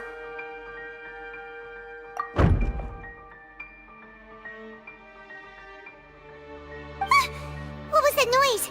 Did you hear it too? Not sure. Anyway, it doesn't seem like anyone's worried about it. 25! 24! 23! What's wrong, Mr. Linney? I can still hear you moving in there. I seem to have accidentally knocked over a decoration. I'm trying to fix it, but it's pitch black in here. I can't tell left from right. Never mind the decorations. There's no time for that. The show is what's important. No, that's unacceptable. I want my show to be perfect. Don't worry, we still have 20 seconds. Hear them counting? 19! 18! 17! It seems things aren't quite going as planned. I apologize, everyone. It feels like you're all starting to count faster, but that's all right. I know it can be tiring to do such a long countdown. 10 seconds and change is still plenty of time. 10! Almost there now. Whew. Swapping two people is harder work than you might think. Even a master magician like me can't guarantee I'll get it right the first time. Hey, wait! Is this the back one? I can't tell. They both look the same inside. Huh? No, that's not it. I'll try again. 7! Hey, slow down! Honestly! 5! 4! 3! Whoops! That doesn't count! 0!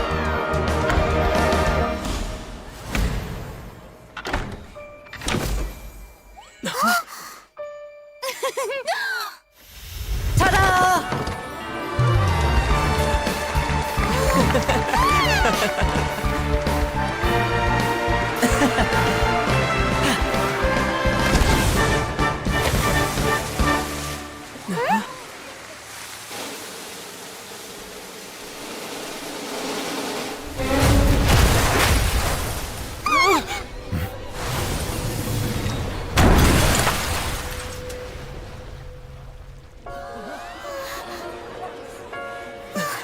What happened?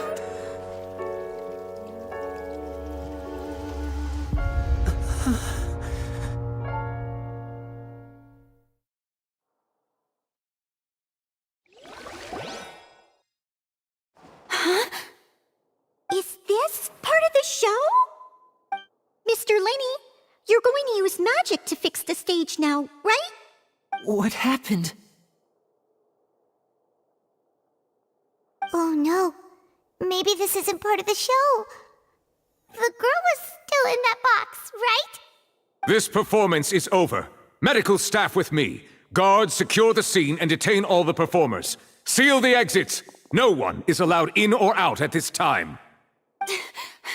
Yes, that's right. If this was just an accident, then we must investigate the cause. But if this was all part of some scheme, then then those accountable will not escape the judgment of the God of Justice! No need to be alarmed, you two. We'll get to the bottom of this soon enough.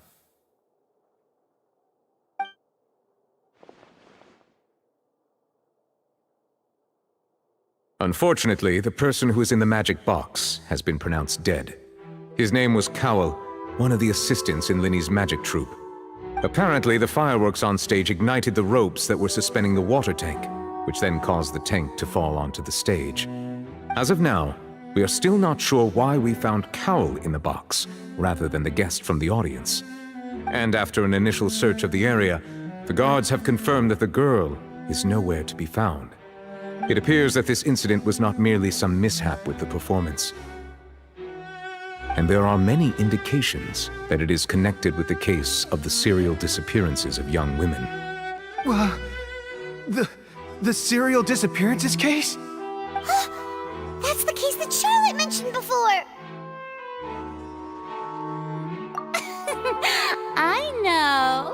I know the truth. I can see through the whole thing. Really, using such a shallow and obvious mystery as his finale, did he really underestimate us that badly? I say that our powerful magician, Mr. Linny, is now the prime suspect for the serial disappearances case. Huh? Why me? This whole thing was an accident. No, this all occurred during your magic show, did it not? The missing girl disappeared after being chosen, did she not? The deceased is one of your assistants, is he not? Now that I think about it, that whole speech about magicians making things disappear was nothing more than a provocation, a bald-faced challenge. That can't be right! How can Linny do this? He was in the box on the stage the entire time! We can even hear his voice! Besides, before the show, he told us that he would like to catch the criminal behind the disappearances! He couldn't possibly mean catching himself! Save discussion for a later time, please. Lady Farina, may I assume that your comments just now constitute an accusation against Mr. Linny and his associates, and that you are pressing charges? Huh? I just think that he... Well, I think it might be a little early to talk about formally pressing charges. But what Lady Farina said just now makes perfect sense. Looks like she's gonna personally deliver justice. A kidnapping and murder carried out under the cover of a magic show. Lady Farina said it all. I mean, of course, my dear people. But what excites me even more than the obvious truth before our eyes is the opponent I'll be facing. That's right. I mean you, Traveler. You'll support Linny, won't you? After all, he was the one who helped you the first time we met. Then there's no problem at all. You know, the Traveler and I already had a duel the first time we met. But with Linny's help, our little duel ended in a draw. But draws really are the most boring possible outcome. So, no more draws. Between the two of us, there must be a clear winner and loser. And what better place to hold such a riveting showdown and decide the true victor than here, on the grandest of stages, the Opera Epiclese.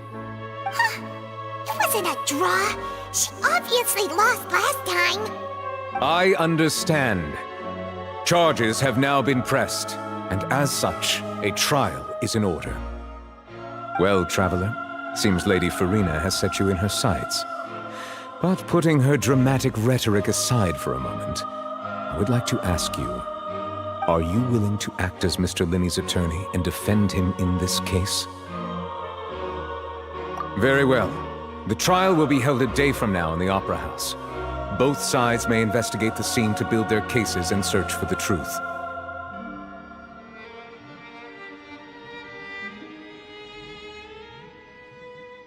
Linny and his troop are all potential suspects and shall remain within the Opera House. The audience may begin to leave in an orderly fashion once they have been cleared by the guards. A day isn't that long. Let's see what kind of case this big shot outlander can build in such a short amount of time. I'm really quite looking forward to hearing it.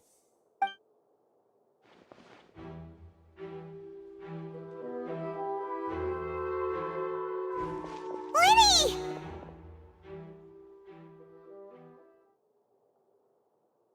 Sorry about everything that happened just now. Were you frightened? Of course! Who wouldn't be scared after witnessing an accident like that? Yeah, I'm a little shaken up myself. How could this happen? And poor Cal. I know you already claimed that you would defend me, but now it's just us talking. Tell me, do you think I could possibly be the murderer? Good to hear. Thank you so much for trusting me. I'm sure everyone sees me as the biggest suspect at this point. But if you ask me, the whole thing is mysteries layered upon mysteries, such that all that's left is confusion. I don't know whether what happened there on the stage was purely an accident or not, and I don't know why poor Cal was in the box. As for how that girl chosen from the audience could suddenly disappear, I'm afraid I don't have any answers either. If someone tampered with my performance, then we need to figure out what they did. Even a skilled and knowledgeable magician like myself couldn't pull all that off in just 1 minute. Which is precisely why we need to investigate! As this book says, the impossible could not have happened. Whatever happened must have been that which is possible. Paimon bought them when we were reading at the bookshop in the city earlier. Pretty cool, huh? Don't worry, Paimon used her own savings to buy them. It wasn't from our travel funds. I think they look cute on you, Paimon. You have good taste, Lynette! That's the right attitude. Feeling depressed isn't going to help me now. I need to get back to my normal self. But with the guards watching our every move, it's going to be especially difficult for Lynette and I to prove our own innocence. Good thing you agreed to be our attorneys. Thanks for that. We'll be counting on you. Yes, thank you so much. Yeah, just leave it to us. Oh, since we're going to start investigating, Paimon has a question first. Where did Lynette go during the performance? Ah, well, I'm afraid that would involve some of our essential trade secrets as magicians. The secrets behind our magic are past saving, Linny. I suppose you're right. The truth behind our tricks is going to be important evidence that will be weighted during the trial. 'Tis truly a pity. As a magician, our magic show is a work of art. We've poured countless hours and spared no effort in perfecting it. But if revealing our secrets will help you uncover the truth behind what happened, then it will be well worth it. We should go somewhere else if we're going to discuss our magic tricks. We'll go speak with the guards, and in the meantime, you can go investigate the stage and the seating areas. Alright, let's go have a look while the investigation teams are still here. Detective Paimon is on the case!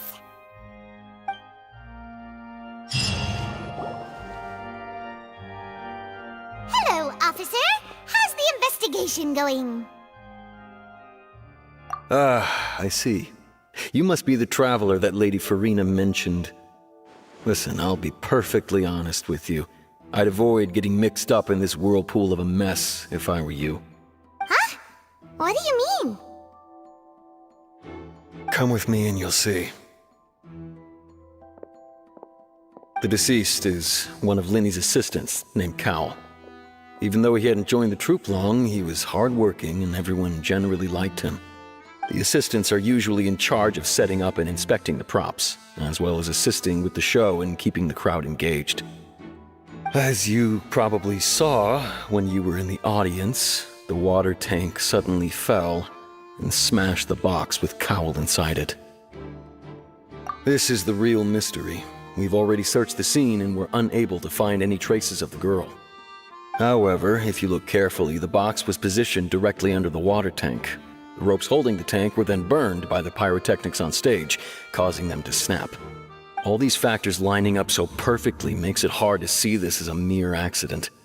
If anything, the more logical explanation is that the whole incident was intentionally planned, and Linny is the most likely person to have access to all these areas. But he doesn't have a motive. Are you both good friends of his? Well, you can't say we're good friends, but we've known each other for a little while. So in just a short time, he was not only able to win your trust, but even convince you to act as his attorneys. I know there's no such thing as magic. The real trick of a magician is holding the audience in the palm of their hand. I've seen a lot of cases, and I can tell you that people are the least reliable kind of evidence. Sorry, I tend to be pretty straightforward. Just know that I'm warning you for your own good. Anyway, you may investigate the scene of the crime yourselves if you're curious. Who knows, maybe you'll be able to come up with some new evidence.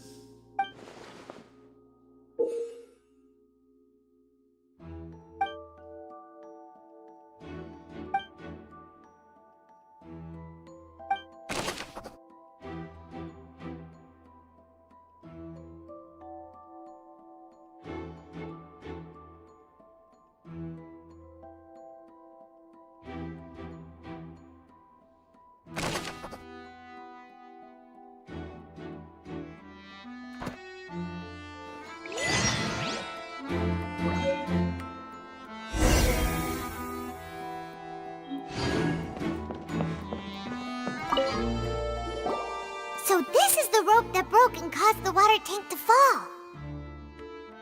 The rope looks pretty durable. How can it be burned through so quickly by fireworks? Why are you suddenly so serious, Traveler?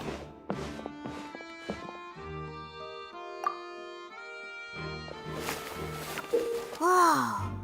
Look! This bit is made from different material!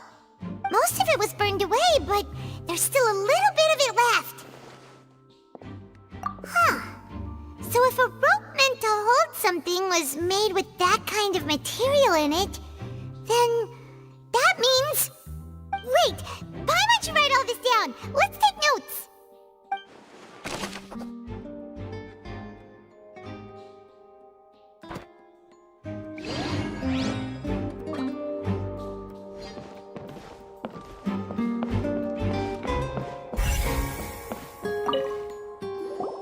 Hello there! What are you investigating? Oh, this location has also been cordoned off because the Magic Troop members are currently considered prime suspects. The investigation team is still collecting evidence. The seats were all booked in advance, so we were able to deduce the missing woman's identity by checking the guest list. Sure, it's not like this is confidential information. We will publish it later anyway when we petition the public to help us find the missing person. Her name is Halsey. She's a painter from Fontaine who's made a bit of a name for herself. Apparently, she wasn't a regular at the Opera House, but she'd been feeling some pressure with her work lately, which made her decide to come see the magic show. The Magic Troop members all claim not to know her, and we have looked into her social connections. It seems that she has no personal grievances or conflicts of interest with the suspects. Simply put, she wasn't related to the Magic Troop at all, which matches the features of the previous serial disappearances. Were the victims of previous cases also chosen at random? That's how it seems to us, in any case. Apart from the fact that they were all young women of around the same age range, there really weren't any other connections between them. Okay then. No need to be so formal. If you do happen to see the missing girl, please be sure to contact us. It is of utmost importance that we get to the bottom of these disappearances.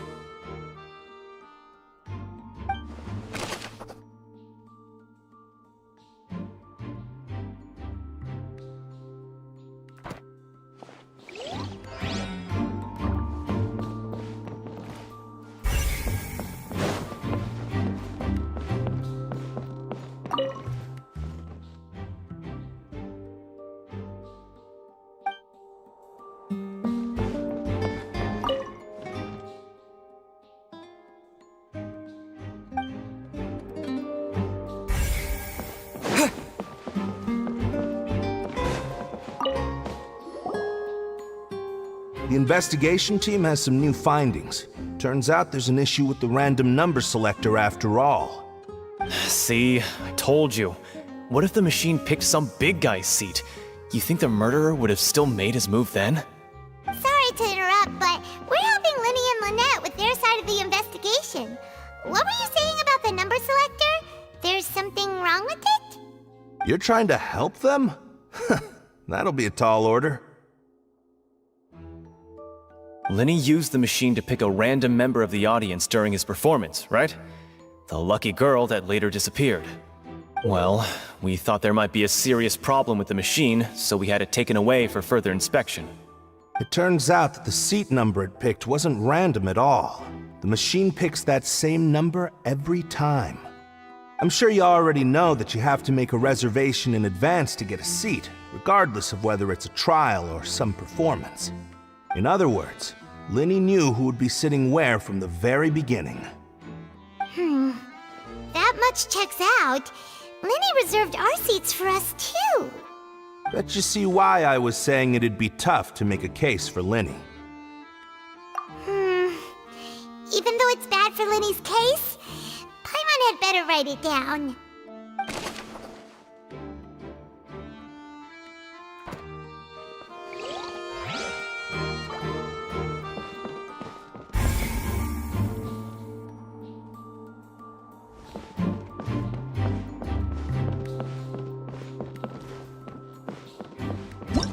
Whoever the murderer was, they must have made preparations well beforehand.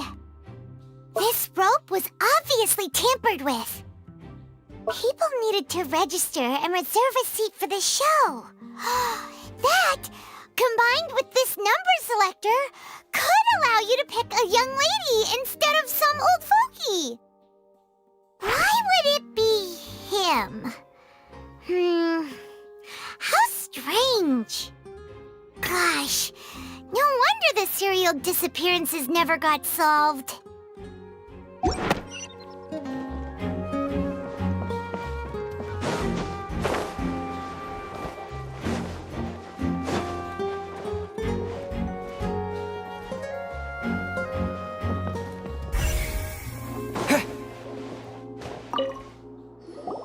I see that you're investigating the area. Well, it just so happens that I'm interested too. If you find any new and interesting leads, be sure to share them with me, all right? We don't have too many thoughts yet.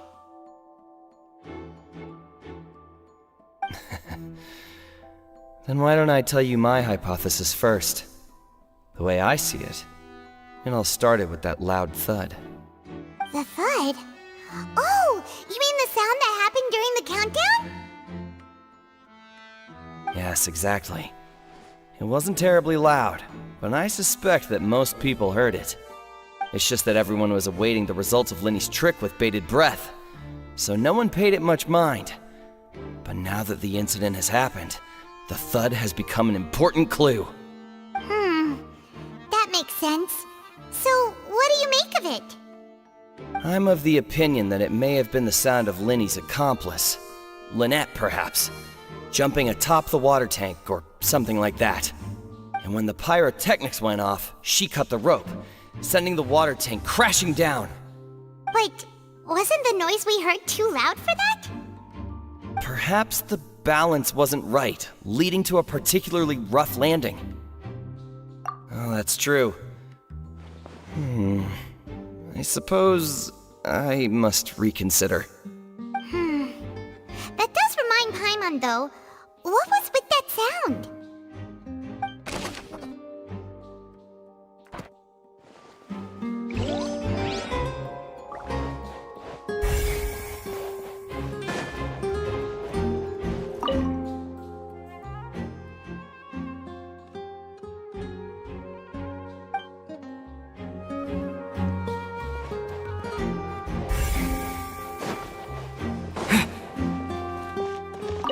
Linny's still talking to the guards. It seems he'll have a lot of explaining to do. I think someone will be assigned to monitor us later, but that's alright.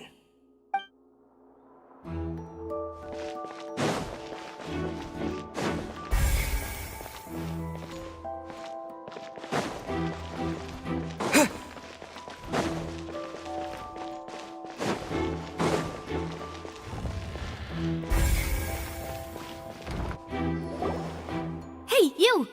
Yes, both of you. Over here. I've been keeping an eye on you for a while now.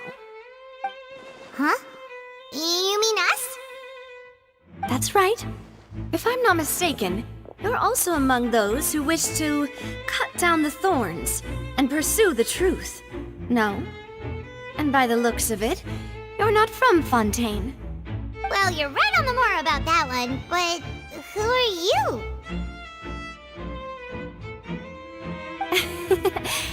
Have you never heard of the Spina di Rosula?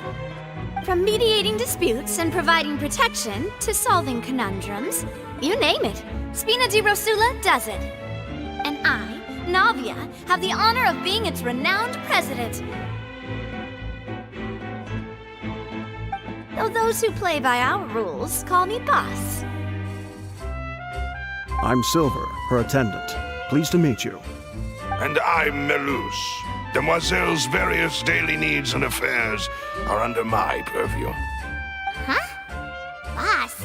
Demoiselle? What gives with the names? Well, I am the second generation president. Melus and the others are still used to my previous title. My apologies, Demoiselle. Should you prefer, boss, I will endeavor to use that instead. No, no need. You don't have to call me boss. Just Navia is fine. Okay, if you say so. Not that we're members of Spina di Rosula anyway. All merely trifling details. Never mind. Now, back to the situation at hand. That's right. I've always kept an eye on the serial disappearance cases. My interest stems from a matter back from my father's time. Judging from the look of things, I find Lynnie an unlikely mastermind. Really? We think so too! That's why we're looking for clues now. But how did you come to that conclusion? Intuition, naturally. My unparalleled intuition. Farina sure was quick to point the finger at Lynnie without any decisive evidence whatsoever, wasn't she? But that's not uncommon for her. If you remember, the Justice had to interrupt her and ask if she was pressing charges just to keep her from getting carried away. Anyway, a trial begins the moment someone levels charges. And, of course, there was no way Farina was going to back down in that situation. Sounds more like you just don't trust the Hydro Archon. Well, what's your opinion? I must admit that she can be interesting at times, but liking her doesn't mean that I'll blindly agree with her. All right, I've answered your question. Now, it's time you answer mine. Wait a minute! Did that answer count? Well, I say it does. But don't worry, you won't hear any pointless questions from me. In your opinion, do you think it's right to treat a trial like it's an opera?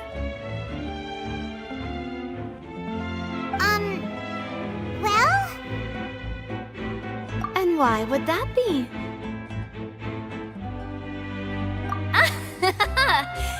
See, Silver and Melus? I told you they'd be different. Most astute of you, Demoiselle. I too think that the Traveler's response was most excellent. No matter how wonderful the script or how fervent the audience's expectations may be, the trials that go on stage here must be based in fact. And if that can be done, boss, then... All right, that's quite enough, Melus.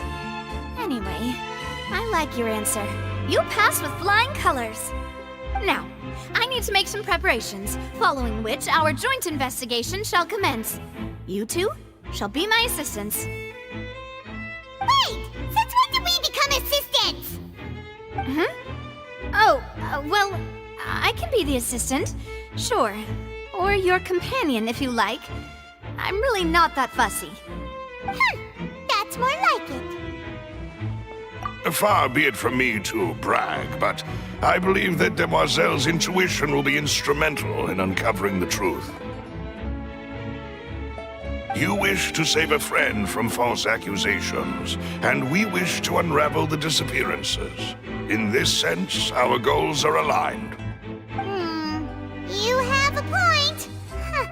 You're quite the talker, aren't you, mister? And what about you over there? What do you think?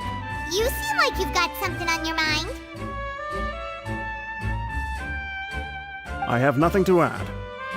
Oh, alrighty then. We'll be making some preparations first. Just be sure to let us know if they start revealing Linny's tricks. Thanks!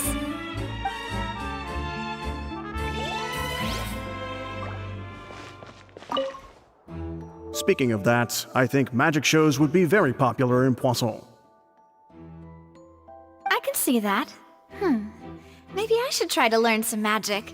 If I could make things disappear, cleaning my room would be a cinch. You need not worry about such things, demoiselle. That falls under my duties. Oh, right.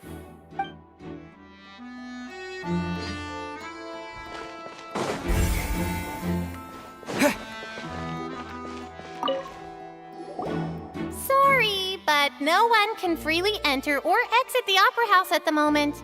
If you wish to leave, you must register your identity with us first. No, we're not leaving. We're representing Lynnie and Lynette as attorneys, so we're investigating the case. Were you always guarding this entrance? Yes, after the Chief Justice gave the order, everyone coming in or out must undergo a strict inspection. So, the missing girl couldn't have left from here, at least, not from that point on. I doubt there was much opportunity then, either. How can you be so sure, Well, because I was in charge of security near the entrance at that time. I couldn't see Linny's performance from here, which was quite a shame. Just my luck. But still, I did not abandon my post, and I stayed put no matter how loud the applause was. If someone had so much as even approached the door, I would have noticed it, let alone if they had tried to leave. We Melusines are good at that sort of thing, you know. So, it's safe to say the girl couldn't have left through here. Alright, thank you for your help. This will be useful info.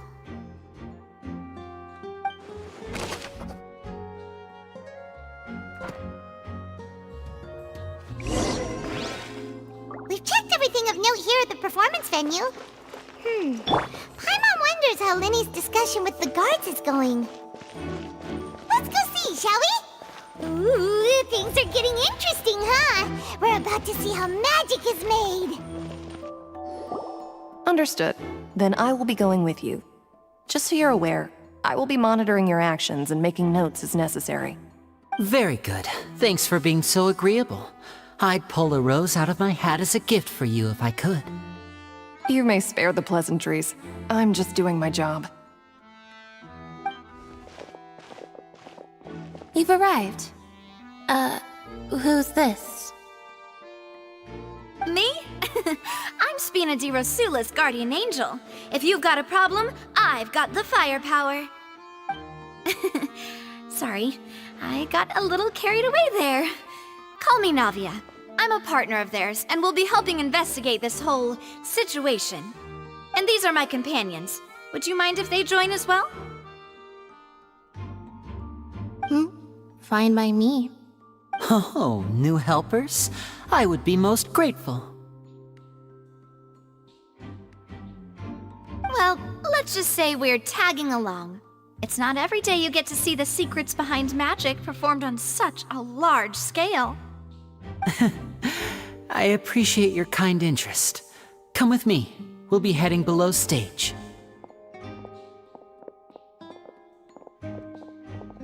Huh? Below stage? Yes, a world of secrets is hidden beneath this magic box, prepared specifically for this switcheroo trick. But before I reveal everything, you should have a look first. Notice anything strange here?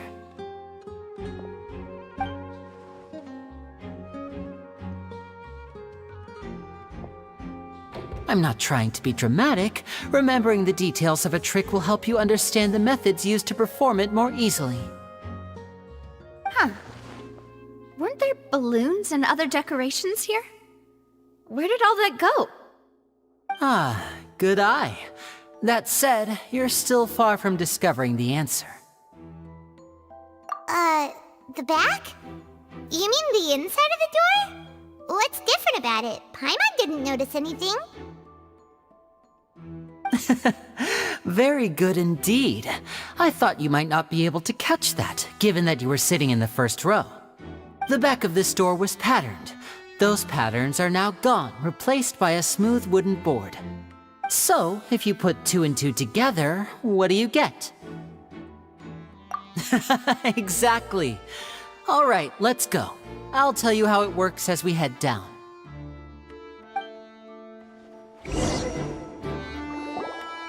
Oh, so there was a passageway under the magic box! I knew you'd figure out most of it as soon as you saw this place. The 2 magic boxes are positioned right above the 2 entrances of the tunnel. See this flatbed trolley? The box with the lucky audience member in it would be shuttled over to the other side using the trolley. This trolley can raise and lower and even rotate, ensuring that the box will face in the right direction. I see. So that's the purpose of the box inside another box. Precisely. The inner box would descend after the audience member was put inside and be moved along the trolley, all while the outer box would remain on stage as if nothing had ever changed. So that's how you did it! Once the box was lowered, the trolley would store some energy through this device here, with which it would complete the rest of the steps. The audience member would only be able to feel some slight movements in the dark, and by the time she walked out, she would already be back on stage. Right! You were talking that whole time, and you even came out for a moment near the end! Ah, yes. A phonograph operated by Lynette was used to achieve that effect. My assistant and I had already scripted our conversation beforehand. When the countdown began, I had already gone to the opposite box via a tunnel using that ladder. And what about Lynette? Where was she? I was in the mezzanine space in the back of the box. Oh, interesting! That's how we were able to coordinate Linny's lines with the assistant. And, by the way, I was the one who walked out of the box at the end. I mean, we are twins. All it takes is a change of clothes and no one can tell who's who. And that's my favorite part of this trick. Only Lynette and I can perform it. So that's how it all worked! Wow, every detail you revealed was more amazing than the last! Lynette would briefly walk out of the box and then go back in, jumping into the tunnel and escaping before the box on the trolley could finish ascending. And then I walk out of the other box in the audience area, and the trick would be complete. The operative word here being would. But as you saw, Cal was in the box, not our audience member. She, on the other hand, mysteriously vanished. We really don't know how that happened. If not for that interlude, this would have been an astonishing trick.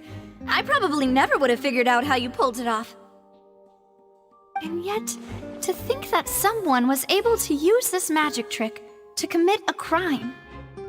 Could we have a look around? I think we can come up with some more leads. This is the scene of the crime, so Lynny and Lynette are not permitted to stay here. I'll escort them back up. Yes, of course. No need to be so strict now. I won't disappear into thin air, you know. Thanks, everyone. We're counting on you.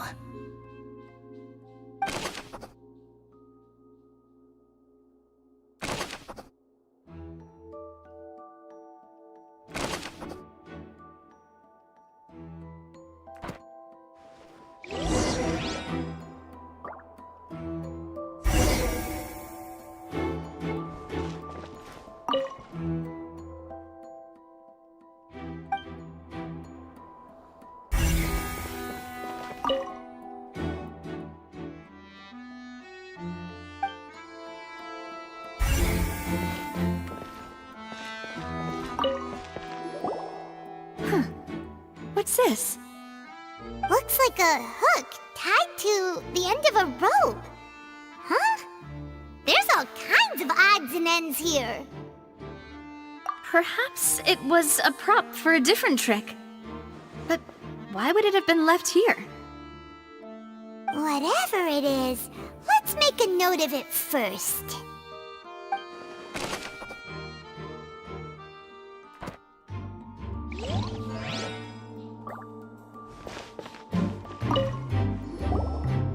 The floor is wet. Please be careful not to slip.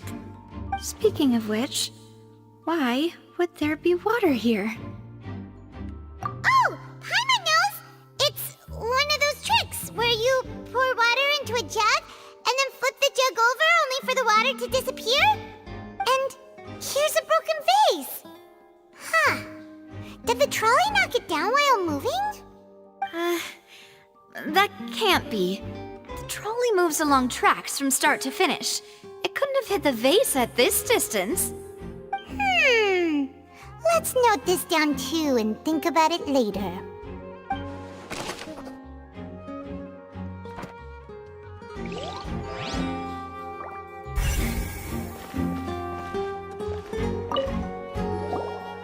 Oh, these are the clothes that the lady chosen from the audience was wearing, right? Her clothes are here, but she's nowhere to be found. Right! And do you really need to do that if you're kidnapping them? Ugh, this is so confusing. Paimon doesn't want to be a detective anymore.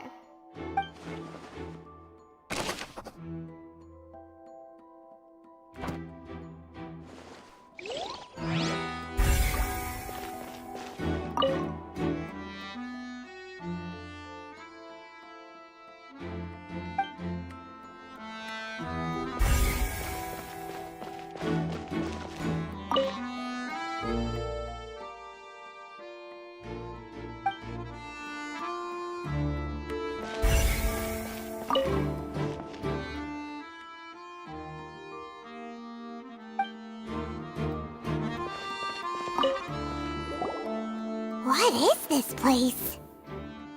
It seems someone could fit through here. Huh. Could this have been the suspect's escape route? Alone, perhaps. But if they had to pull another person with them, the space would be too narrow. But there are no other ways in or out of here. Oh, you're right! Let Paimon write that down.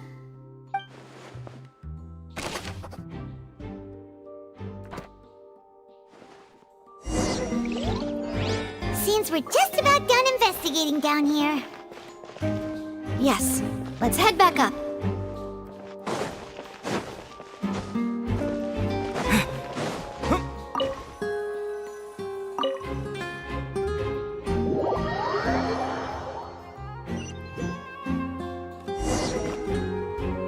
Well, we've ascertained the state of the crime scene. Let's find a place to sort out our findings once Malus returns. Seems to me that there are several things that don't add up here. Apologies for the wait, demoiselle. So, what did the guards say? Did the criminal escape through the vent? They believe the odds of that are very low, since the vent leads to the Opera House's basement. The guards have checked the area carefully. No one left through the basement during the performance or after the incident, and no one was found hiding there. So the tunnels become like a secret chamber then! You know, like the kind you usually see in novels! The plot thickens. Halsey's disappearance and Cowell's death are both quite inexplicable. No wonder Farina was so confident in her accusation. All the current evidence points toward Lynnie and Lynette. In other words, the charges are very likely to be upheld unless we make some considerable progress. Charges and then trial. So if the charges are upheld, they'll announce a sentence? That's right. This is how a trial goes in the Opera House. During the proceedings, the Chief Justice and the Oratrice will hear statements from both sides. That's right. This is how indemnitium is produced. The statements from both sides The defenses from attorneys, witness testimonies, and even the audience's emotions will all be projected on the oratrice. To put it simply, it's as if the oratrice has its own will, and is a judge in its own right. This also precludes any kind of favoritism on the part of the Chief Justice. Not that this has ever happened anyway. Once both sides have finished speaking, the Chief Justice will make his final decision. This, too, will be used by the oratrice as a reference. Then, finally, the oratrice will be consulted by officials. The result it returns is the will of justice itself. Huh? So that machine is the one that actually decides? Paimon thought Neuvillette called the shots. In practice, there is very little difference. Both have always come to the same judgment, which is why people have great faith in the Chief Justice. Ah, yes, the guards also asked me to convey that none of us will be allowed to leave this place before the trial. Huh? Why? Because we've chosen to act as the twins' proxies. That makes us persons related to the case. They're concerned that we might be colluding with outside parties, or that we might find outside help to disrupt the case. And even if that were not so, it could prove problematic if we happen to spread key information about the case ahead of time.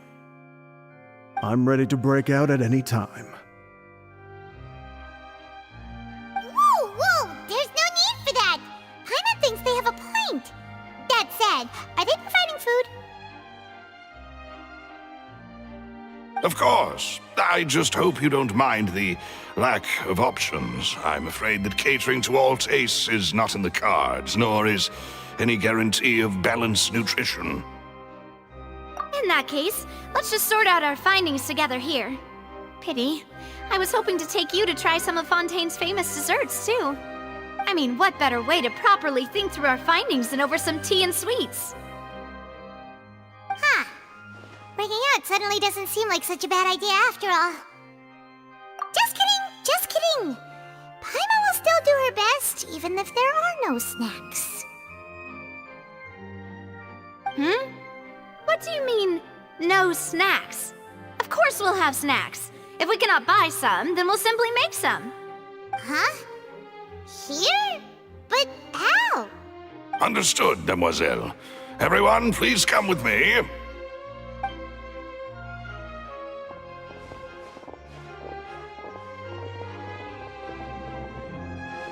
Wait, you're carrying a portable stove with you? Yes, I must be prepared to meet the demoiselle's baking needs whenever the fancy strikes her. I have eggs, sugar, and almonds at the ready. Good work, you two. Then I'll get to it. Please sit tight for a moment. You'll get to taste my awesome snacks soon enough. These three are quite the interesting group.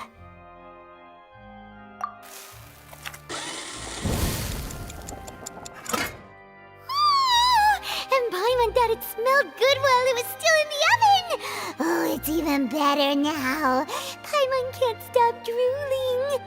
From the way you had these two guys carrying all that stuff around, Paimon thought you'd have them do more during the baking process. But you ended up doing the entire thing by yourself! Beating the egg whites, grinding almonds, everything! I was applauding. And I was giving encouraging smiles. Paimon was just thinking, aren't you worried about getting your fancy dress dirty beating egg whites and baking like this?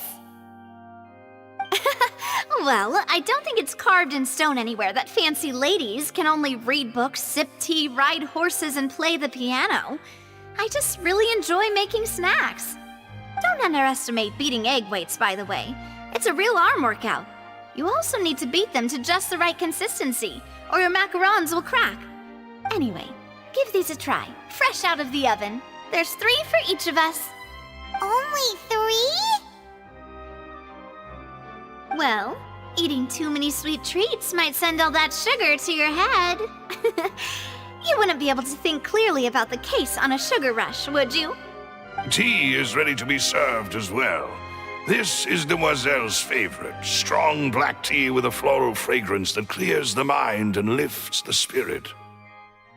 No need for concern. I'm merely doing as I should.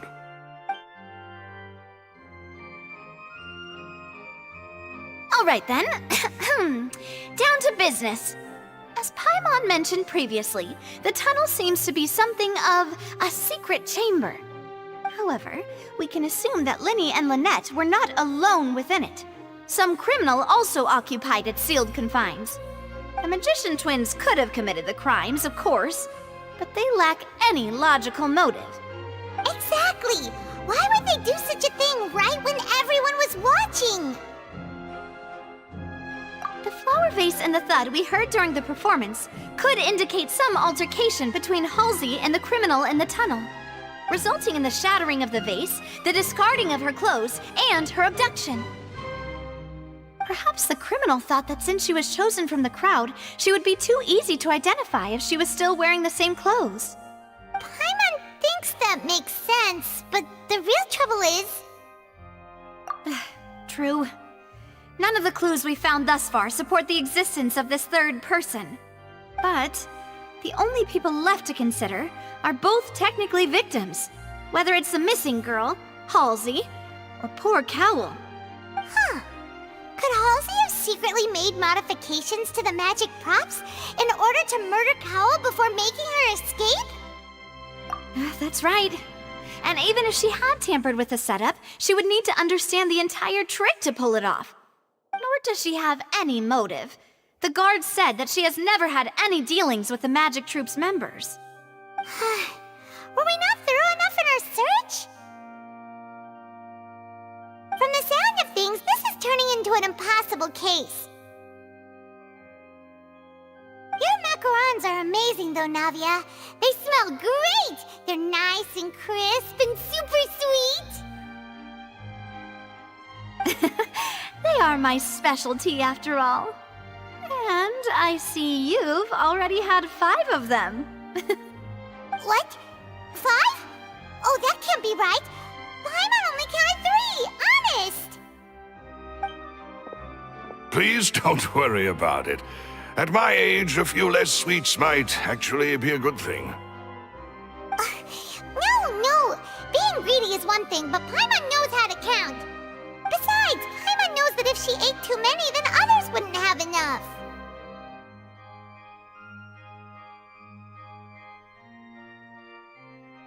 Wait, even you don't believe Paimon? How could you? If Paimon ate those 2 extra macarons, then may they turn into stone in her stomach! All right, we get it. Well, I suppose one of us might have gotten too engrossed in our chat and eaten them by mistake. No big deal. Malus, set up the stove again if you would. Huh? What are you doing? Making sure everyone gets 3 macarons, of course. Exactly. We don't want to trouble you. As you wish, Demoiselle. And I have the egg, sugar, and almonds. Well, this really is your hobby, huh?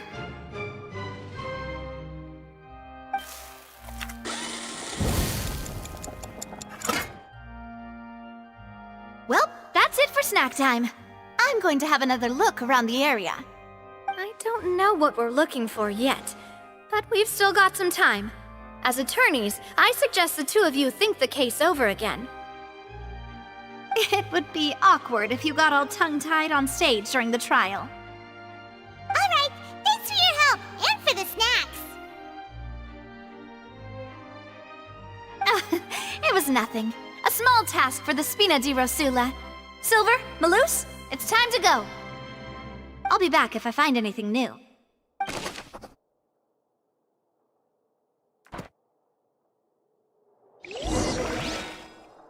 right, it's time to put our heads together.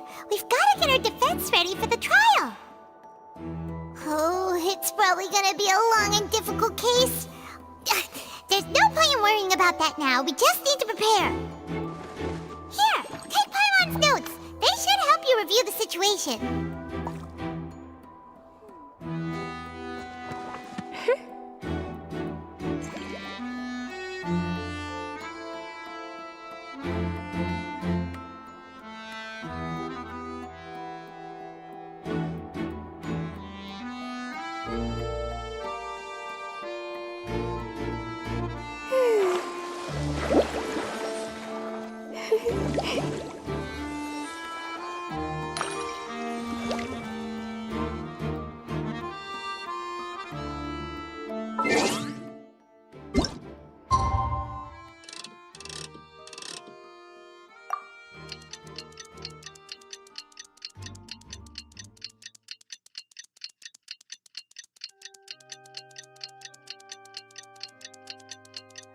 Yaya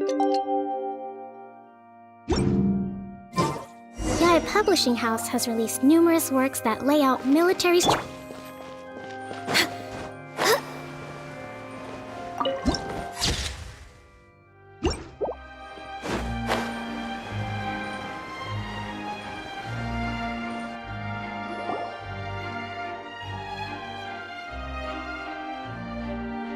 What do we do? The whole situation is so confusing.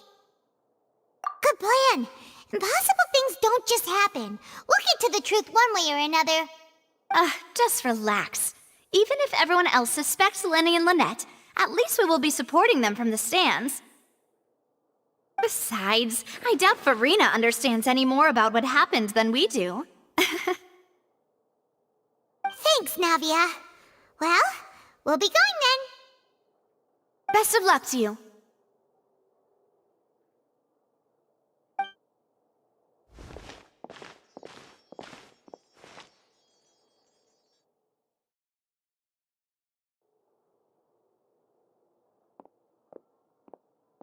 Ah, finally, you're back. Well, how did your investigation go? To be honest, you might be disappointed. No. We're already very grateful that you were willing to help. Well now, don't you all look disappointed? Don't tell me that your investigation came up empty-handed. That was to be expected, of course. The guilty can never produce proof of their innocence. But don't let that stop you. I shall be terribly disappointed should you, my most anticipated foe, concede so easily. Since both parties are present, I declare that the trial regarding the magic show incident is now in session. Firstly, in order for the audience to understand the causes and results of the incident, could we please have Mr. Linney explain the trick? Yes, of course. I will explain while Lynette demonstrates on stage. All the necessary items have been prepared.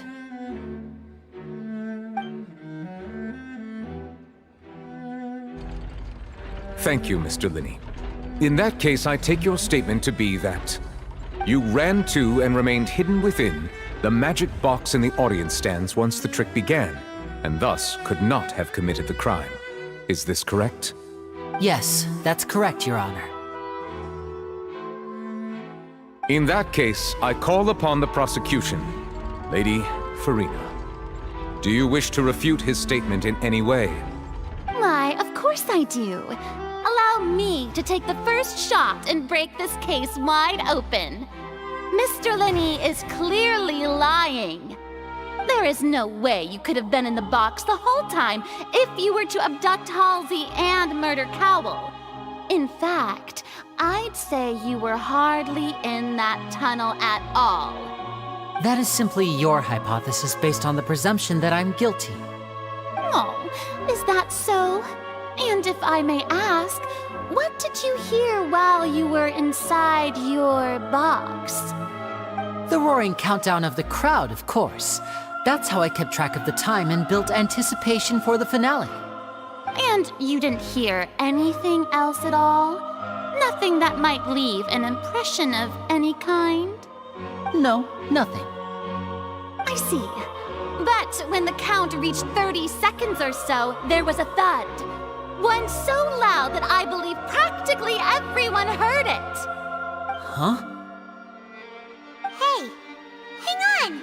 Something's not right here.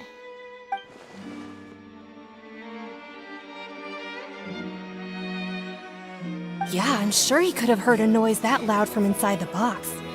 I was right by the box and I definitely heard the thud. Look at those scales. Could those mean... Well then, ladies and gentlemen, allow me to use the words of the magician himself. You never know what can happen in the blink of an eye. Indeed, it seems his alibi can also collapse in the blink of an eye. Of course, I have armed myself to do far more than smash your alibi. Confidence cannot go unfounded, and my foundations are rock solid. Tell me, aren't you and Lynette actually from the House of the Hearth? The House of the Hearth?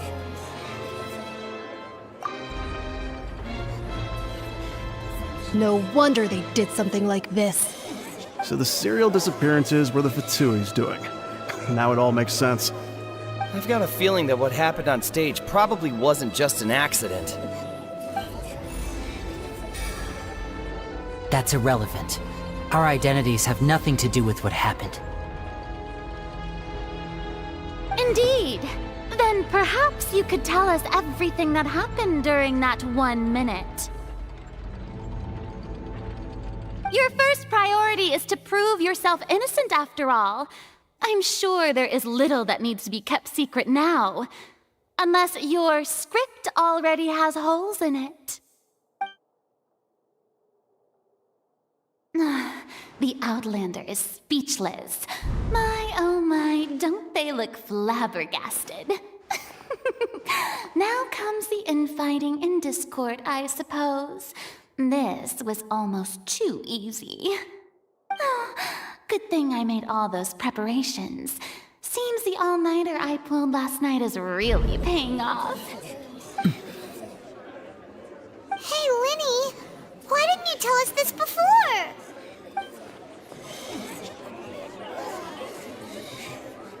Order! Order!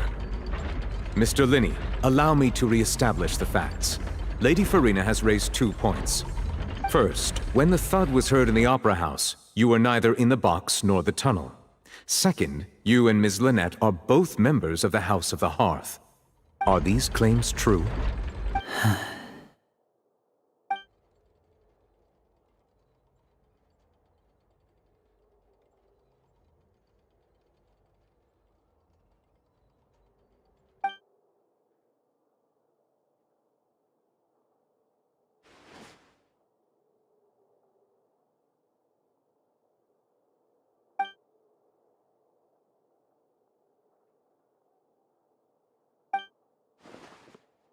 Please answer my question, Mr. Linney. I'm sorry. Yes, they're true, Your Honor.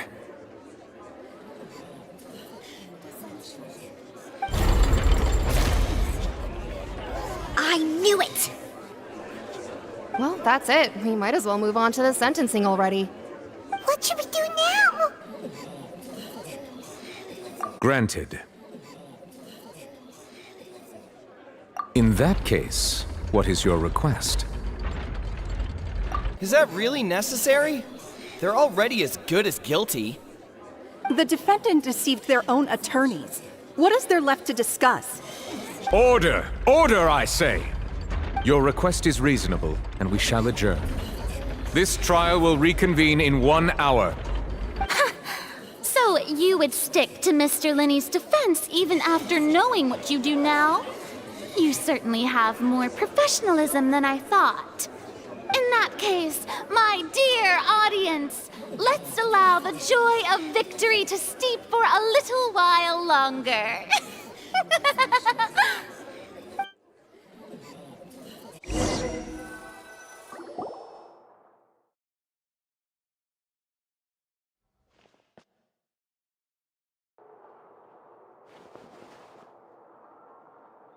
Well, this is awkward. I didn't think the Hydro Archon would dig all that up. I'm sorry, Traveler and Paimon. Yeah, sorry. Paimon doesn't know where to start.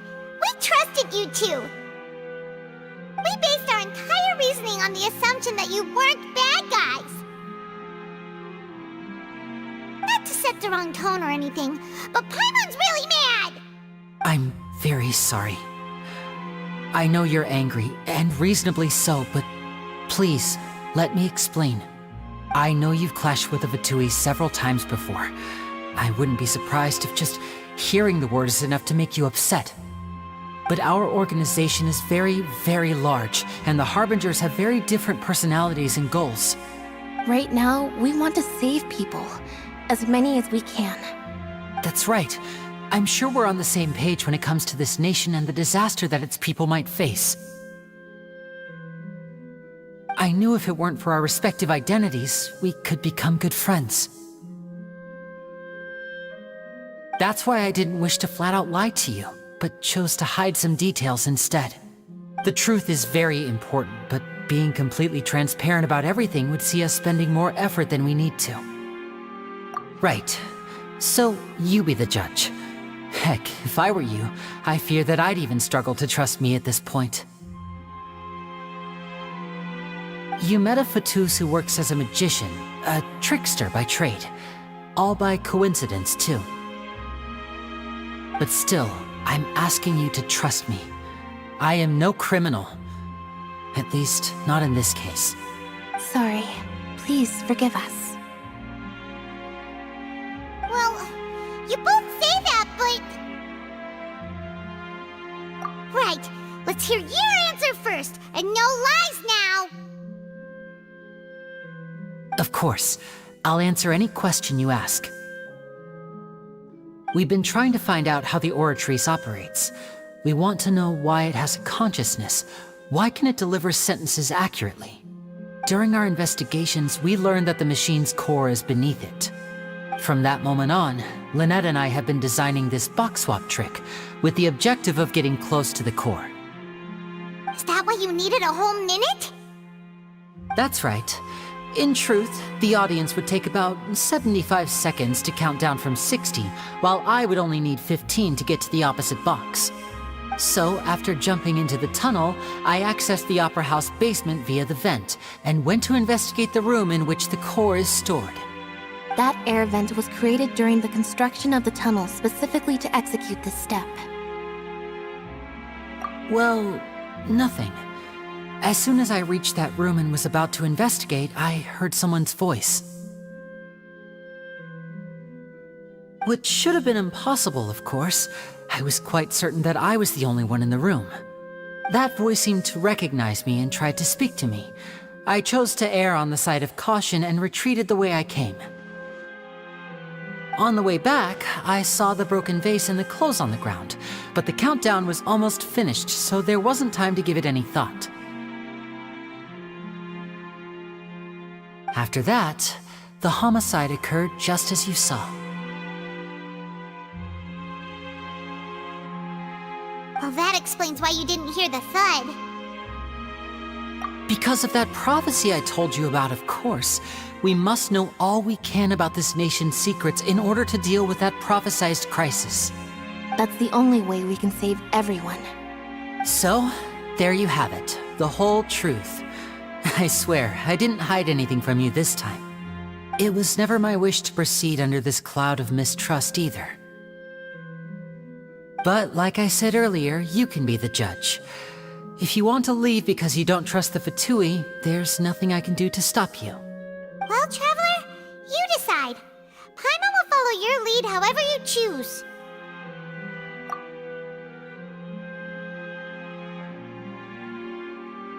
Okay, thank you.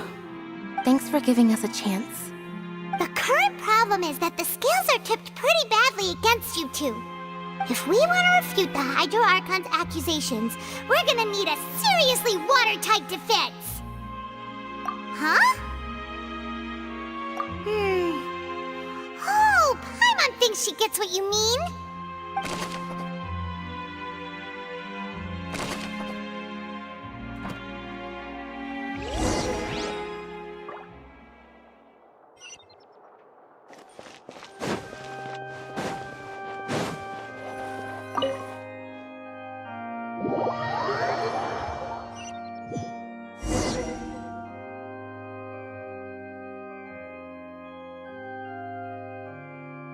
Both parties have returned to their positions.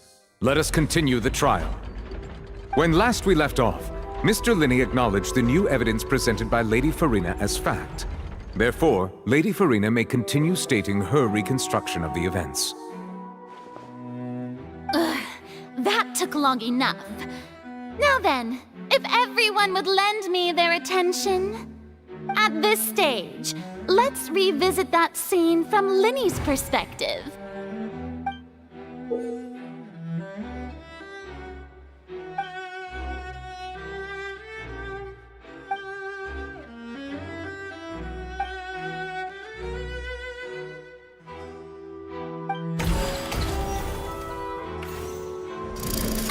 countdown began, he entered the tunnel. When the flatbed trolley passed, he opened the box and got into an altercation with Halsey, which caused the loud thud. He did not realize that this sound could be heard by everyone in the opera house, which is why he claimed earlier that he could not hear the sound. Finally, he used the vase to knock her out, before making her change clothes to prevent others from recognizing her. At this time, Cowell arrived in the tunnel, having heard that strange noise, and caught Linny red-handed. So Linny proceeded to knock him out too before stuffing him into that box. Afterward, Linny passed the unconscious Halsey to his accomplice through the magic box in the audience stands, before operating the devices such that Cowell's death would be ruled an accident. And there you have it. That's the truth behind what happened. Does the defendant's side have any objections to Lady Farina's description of the events? The key to refuting Lady Farina is the order of events, what Linny experienced and what he saw.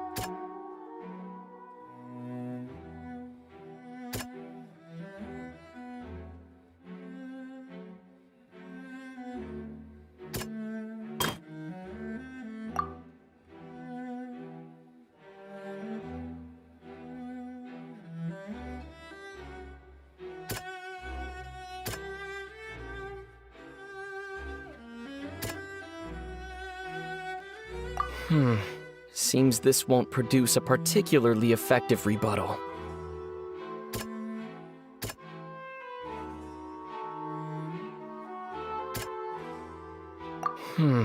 Seems this... According to Linny, he left via the vent after entering the tunnel. He couldn't have had that altercation with Halsey.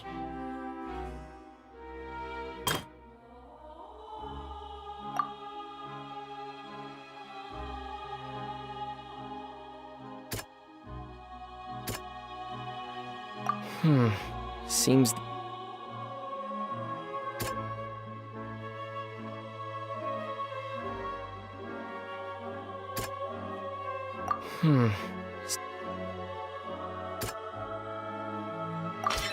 Linny went to the room that contains the Oratrice's core. This is the actual truth.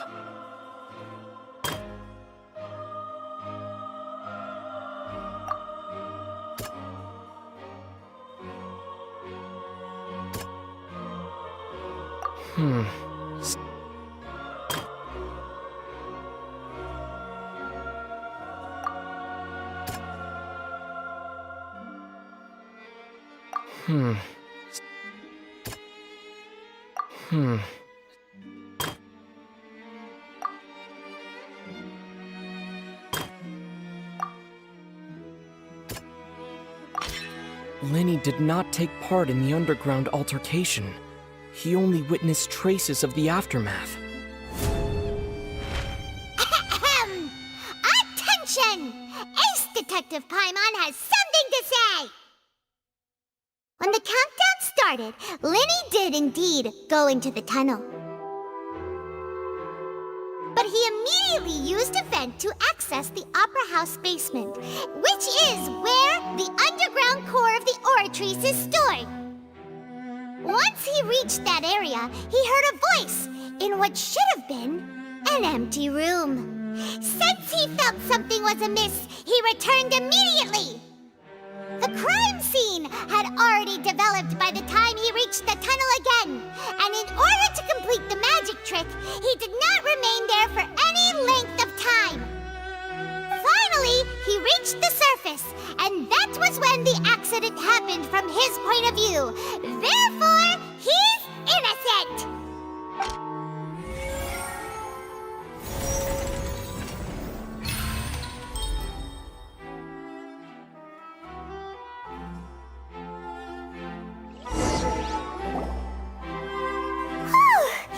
Paimon did it! Paimon actually managed to say all that! Wasn't it awesome? In other words, you believe that he knew nothing of the incident? That's right!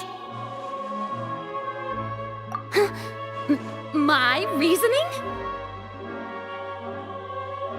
If that's the case, then if Cowell hadn't entered the tunnel, who was the entire setup meant to kill? Assuming that what you say is true, Lynnie only needed to kidnap the young girl to cause a new disappearance case. What would the point of killing someone on stage be? Oh, they have a point. That's right, you tell him! And that's why they're partners of mine. They've managed to turn things around. Oh, well, your denial is very strident, I'll give you that. But what proof do you have to back your claims? Of course I do. If he had been in the magic box the whole time, how could he have not heard that sound? Why do you ask? You're saying that he wasn't?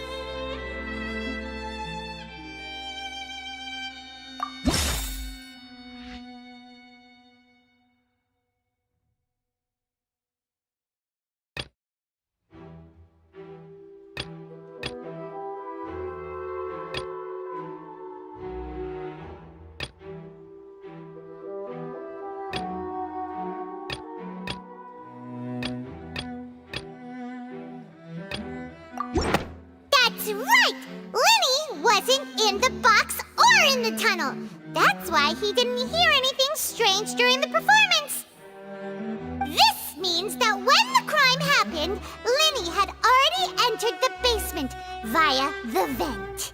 The same clue you used to disprove his alibi has now become the best proof!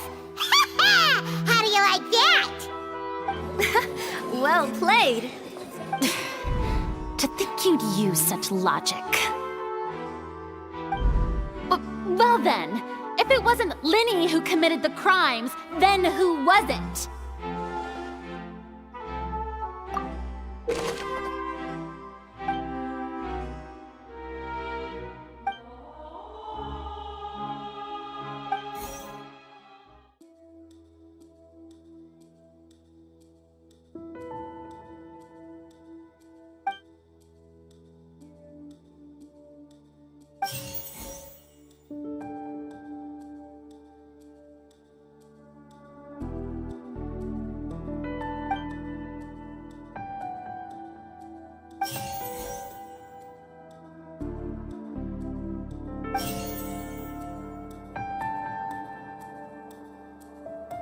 Could there have been a third person involved?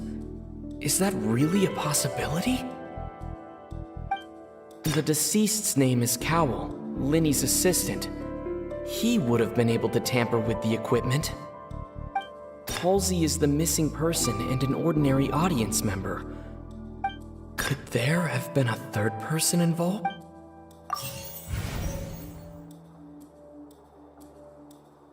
Halsey is the missing person and an ordinary audience member. Or... the deceased's name is Cowell.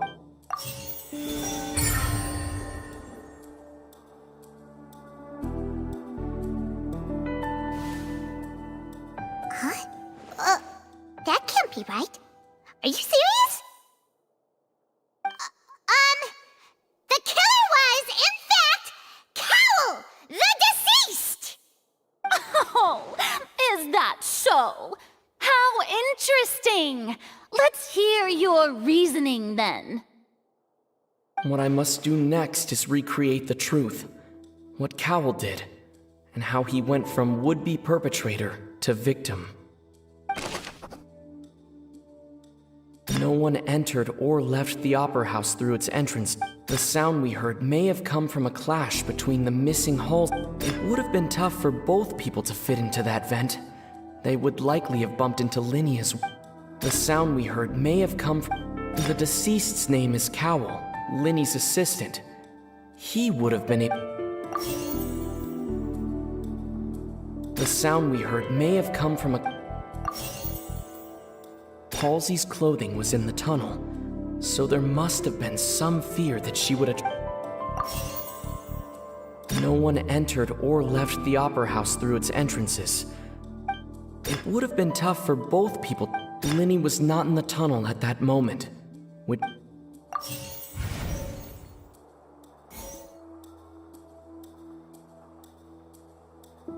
It would have been tough for both people. The deceased's name is Cowell. No one entered or left.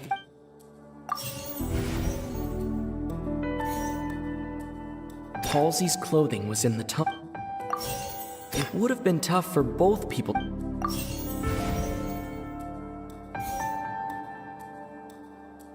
Linny was not in the tunnel at that moment. Halsey's clothing was in the tunnel.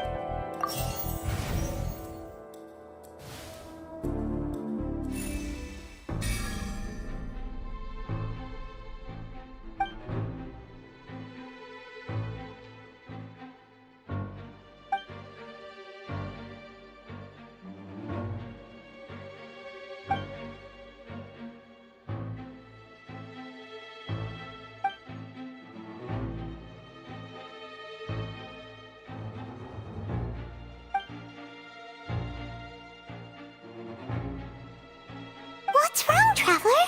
Are you still having trouble figuring things out? I see how it is. So this was all just a bluff. And here I thought you had something to show for it. But it seems you're still far from the truth. Look, since we're at a dead end, why not consider a different track? Just like the trick as it transpired, the end result must have been utterly different from the magician's initial design. If only we knew how Halsey disappeared. Well, that would be nice, but the tunnel only has 3 exits, and none of them seem very likely. And it's not like this is a magic trick where you can just make a real live person disappear. You know, like you did from that water tank, Lynette.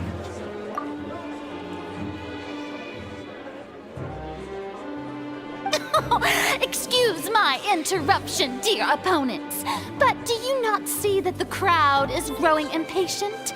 There is no greater sin in this opera house than an awkward delay in the performance.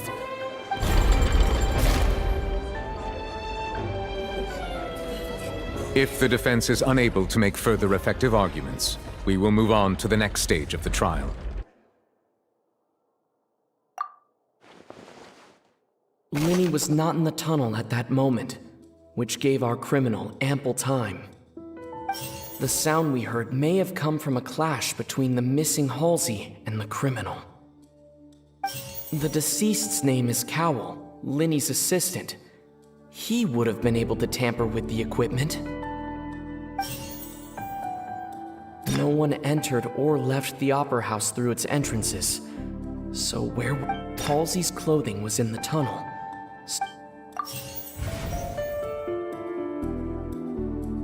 The vase was not broken by chance.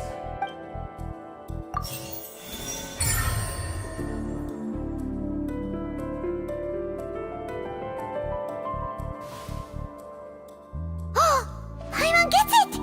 It all comes together if Halsey disappeared instead of being kidnapped. Lynette escaped from the water tank, vanishing gradually and leaving only clothes behind. If there's a similar method where a person could be transformed into water... Oh, just a moment, please. I do hope you know how preposterous you sound at the moment. How could a person ever be transformed into water? This is is reality we're talking about here, not some magic trick. Must we really? I should think that of anyone. Your friend Linny already knows this truth very well. Magic tricks are ultimately just illusions and misdirection. But Halsey's disappearance is very real. We're talking about two completely different things. Even so, I trust the Traveler's judgment. The truth must be out there somewhere. Perhaps some new line of reasoning may open if we try to gather all the focal points that don't make sense. Since Cal was the deceased, we haven't placed much attention on him. But given that we aren't making much progress with the case, it wouldn't hurt to have a look at his belongings, would it? People really do come up with all sorts of harebrained schemes when at the end of their rope. The way I see it, your suggestion that we broaden the scope of our investigation is nothing but a tactic for stalling the trial. Nevertheless, I believe that this is a reasonable request on the part of an attorney. Since the trial does indeed appear to be at an impasse, I believe that additional evidence may help us make more progress. Guards, please step into the lounge and examine the personal effects of the deceased, Cowell.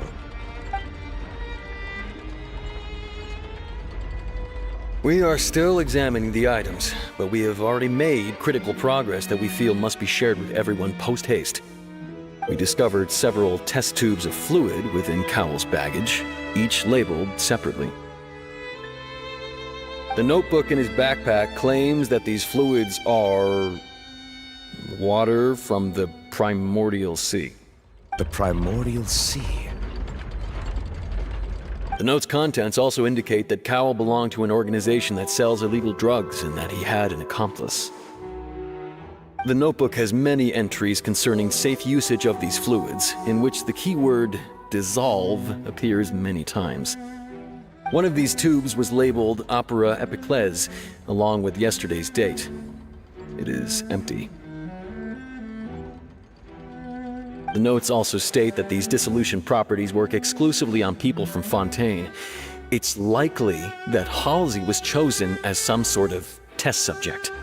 As such, we believe that the defense's hypothesis is, in fact, supported by sufficient evidence. You've got to be kidding! People dissolving into water? Could something so ridiculous actually be true? Wait a moment. This reminds me of a certain prophecy, but it's just a coincidence, isn't it? Huh. If people can become water, does that mean that the water tank's real use was as a means to hide water stains? And if Cowell was targeting that girl... Wait just a minute. Could that mean... You two, with me, quick! Demoiselle, wait! What about your partners? Let's go. Just trust me. Order! Order! It is undeniable that further examination of the deceased's personal effects has yielded some surprising results, but we cannot yet verify the veracity of these clues. Still, let us assume that these clues are indeed authentic, albeit with the understanding that Ms. Halsey has yet to be found. Guards, please continue examining the items along these lines. Mr. Linney, it appears your hypothesis is supported by the evidence, so please continue speaking. Of course. Thank you, Your Honor. If we uphold this hypothesis, I believe that many of this case's seemingly unrelated clues can be connected together. Right! Like the metal hook! That one didn't make sense at all. Let's think about this.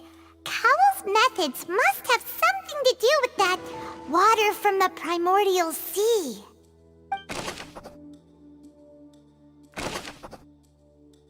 Now it seems like the hook rope was not meant for another magic trick. The water from the primordial sea... The deceased's name is Cowell. The rope that held the water tank up was lit by the firework. Lynette was in the magic box on stage. I remember there was something else within the inner... The rope that held the water tank... The deceased's name is Cowell.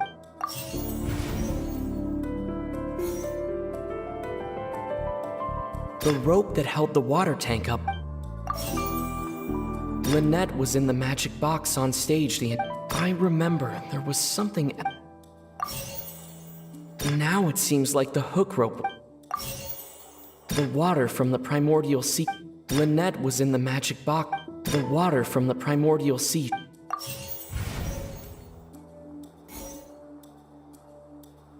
The deceased's name is Cowl. Now it seems like the hook rope with the water from the primordial. Lynette was in the magic box on I remember there was something else within the inner leg.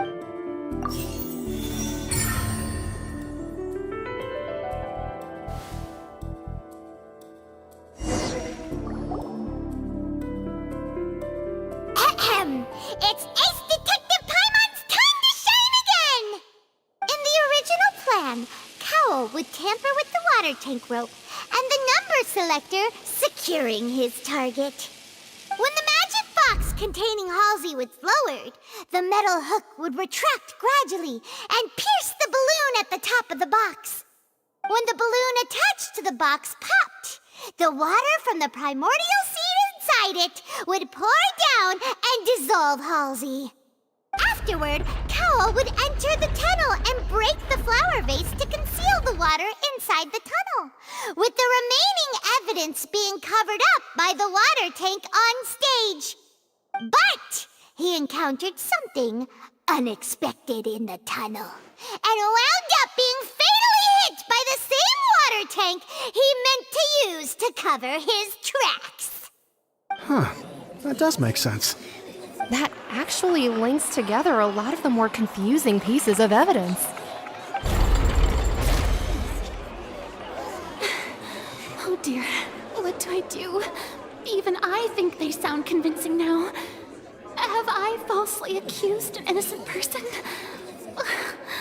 What a humiliation. Now, it seems like the only point of contention remaining is the exact circumstances that led to Cowl's death. His notes mentioned he had an accomplice who could be related to the situation. On that note, the guards have just contacted me indicating that they uncovered new evidence. I shall now invite him on stage to share it with us. Thank you, Your Honor. We were just inspecting the luggage of the other people involved in this case. And we found an identical sample of the water from the primordial sea among Linny's personal effects. What? That can't be.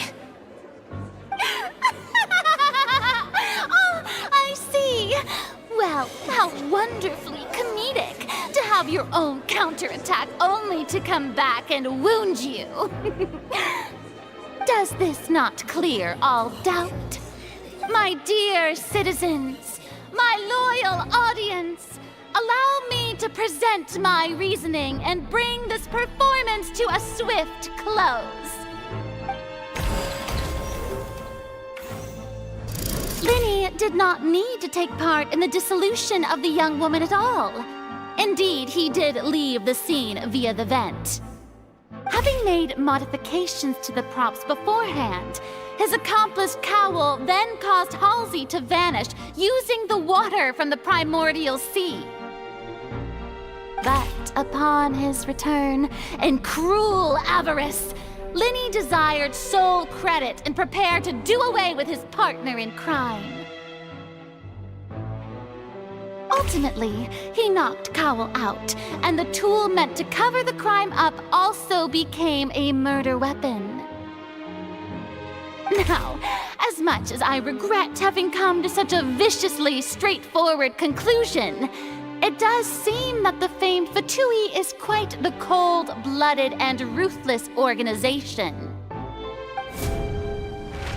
Am I right, Mr. Lynny? We've used up all the evidence we collected.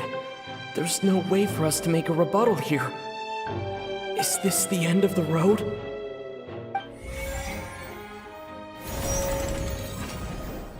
Oh no! Paimon can't think of anything either. It doesn't look like there's any way around this. Seems using the water as new evidence was too good a move. Why did this have to happen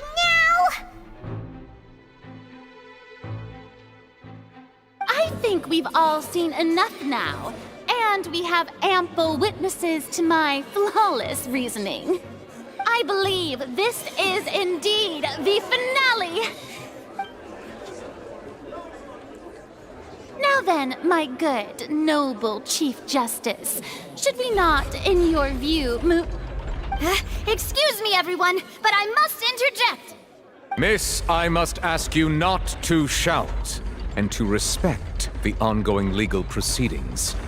Oh, come on, don't be hasty. I have a good reason for interrupting, you know. Now, would anyone here like to take a little break from all this debate and see a little magic? I'll show you an amazing trick, one that can bring a young woman who has disappeared back in the flesh, right before your very eyes. Please, do the honors, Mr. Linny, if you would be so kind. What in the world is she saying? No offense, miss, but miracles like that are beyond my scope as a magician.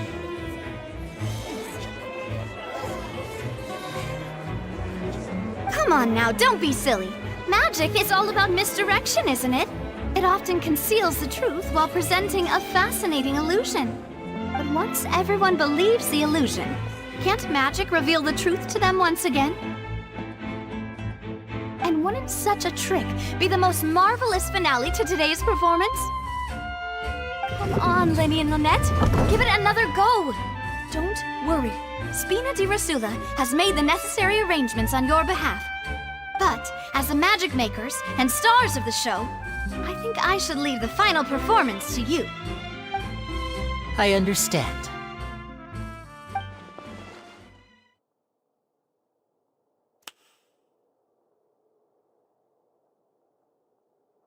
And voila!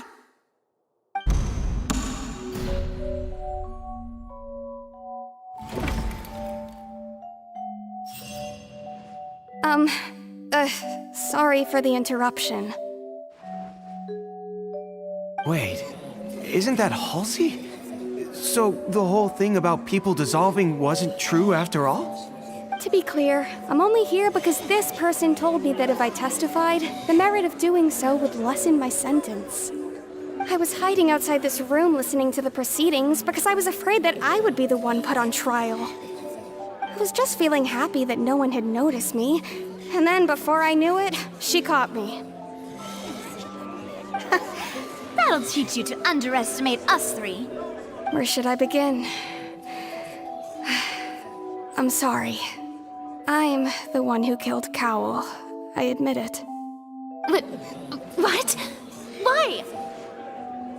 Firstly, my name isn't Halsey. It's Lillian, and I'm originally from Mondstadt. I heard that Linny's show was gonna be a real thriller, but I missed the chance to buy a ticket, so I stole one. That's how I make a living. I steal stuff here and there, and I'd never been caught before.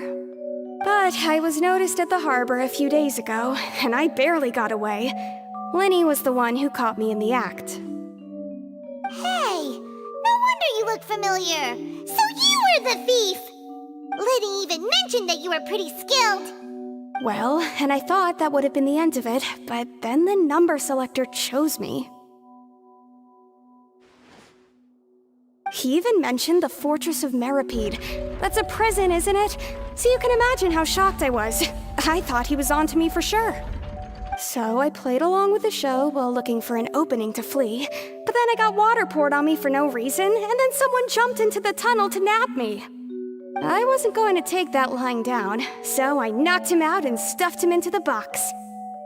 There was nowhere to run from there, though, so I had to change my clothes and hide in a box containing performance costumes.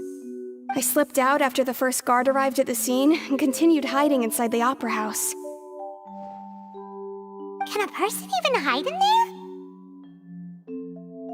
But I swear I didn't know that the water tank would fall down. Really, I swear it. Had I known that, I wouldn't have put him in the magic box. I may be a thief, but I'm no killer. Well, that makes everything pretty clear now, doesn't it? This time, we need to tell the entire story from Lily-Ann's perspective.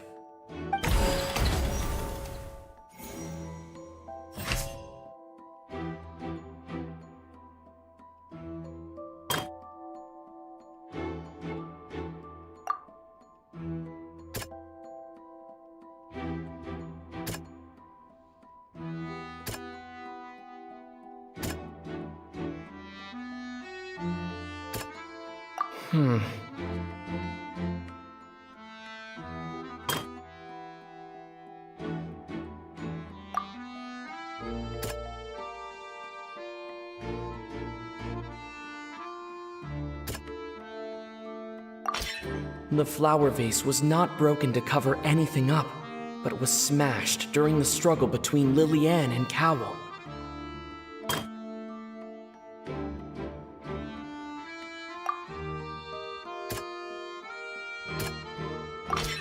Lillian was afraid that she would be recognized if she left, so she changed clothes and hid, biding her time. Just what one might expect of an experienced thief.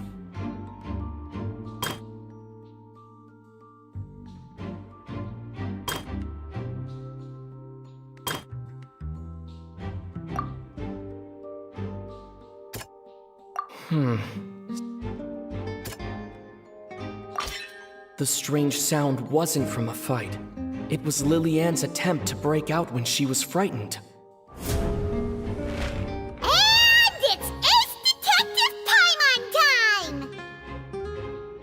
Having been selected out of the blue, Lillian panicked. Her panic only intensified after she entered the tunnel and had water poured on her head. So she kicked the door open, producing the thud we all heard. Hearing the commotion, Cowell leapt into the tunnel, only to discover that Lillian had not dissolved. He did not know that Lillian was not from Fontaine, but was a thief who made her way in by stealing a ticket. Mistakenly believing that the water from the primordial sea needed time to take effect, he tried to force Lillian back into the box. The two broke the flower vase during the struggle, but Lillian came out on top, knocking Cowell out and putting him in the box. With no way of escaping, she changed her clothes and hid in the costume trunk until the performance ended.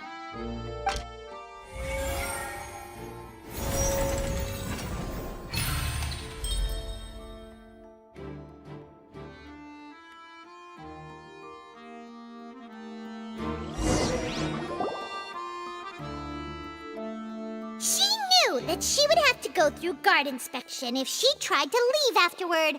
So, she has been trapped in the Opera House these last 2 days. She had already become desperately hungry by the time we were chatting over macarons. So, she swiped 2 of them right under our noses. Talk about a sneaky thief. At this point, all the events that happened in the tunnel have now come to light.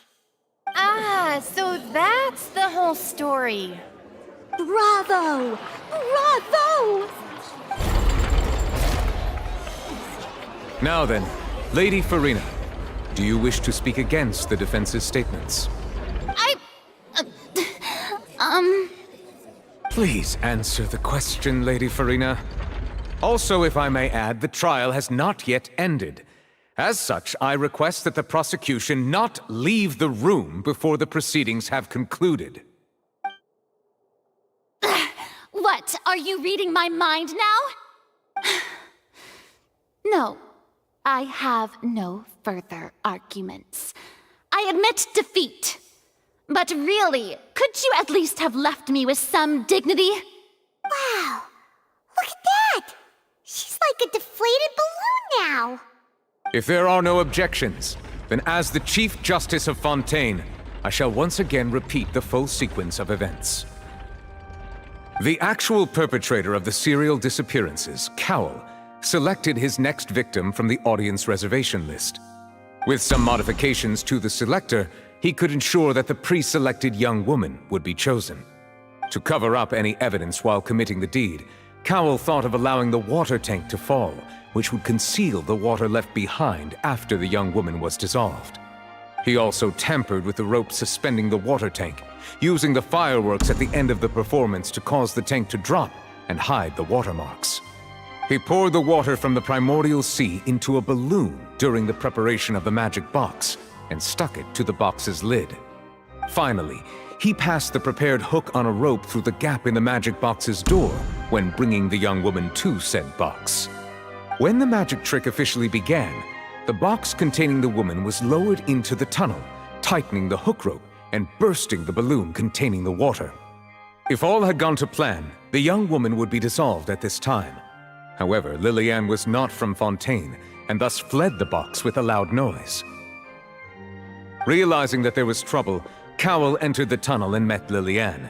Thinking that the waters had not yet taken effect, he decided to proceed. However, his opponent was more capable than he thought, and he was overcome, knocked unconscious, and placed into the magic box, and thus became his own final victim. Lillian, according to her own statements, then changed clothes and hid until the performance ended, before hiding in other parts of the opera house. As for Linny, he was in the underground structures within the opera house, and was thus ignorant of these happenings. From this reconstruction of events, we can conclude that Linny, the accused, is in fact innocent. While there is much in Linny and Lillian's conduct that should still be investigated separately, this case, at least, can be handed over to the Oratrice to make the final decision.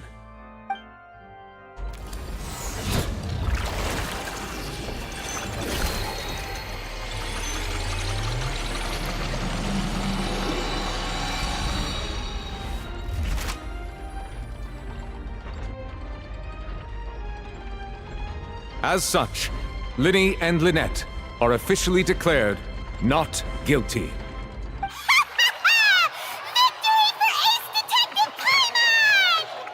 Great work, partners. Thank you all. Thank you so much. Next, I think we deserve an explanation, Guard Vaughn. How did you find the water from the primordial sea in Linny's baggage? Right! Your discovery caused me to make a serious mistake, you know. Or was that not a discovery, but false evidence that you dared to bring before this court? I suspect that the accomplice mentioned in Cowell's notes was not Linny, but you, yes?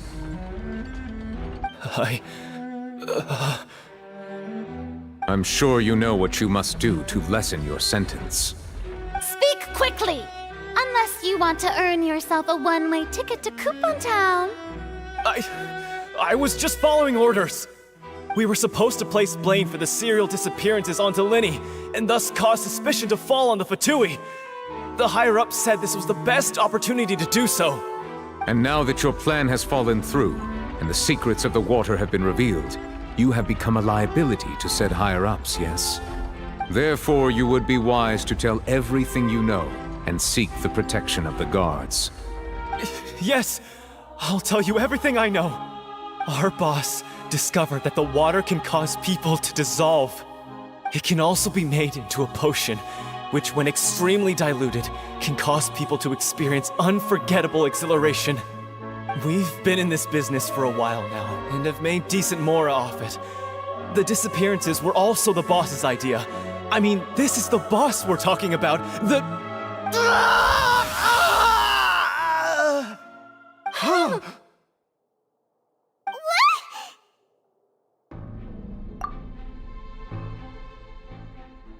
And now he can no longer talk. Such ruthlessness. I shouldn't have expected any less of them. An outrageous act. All present, please submit to inspection immediately.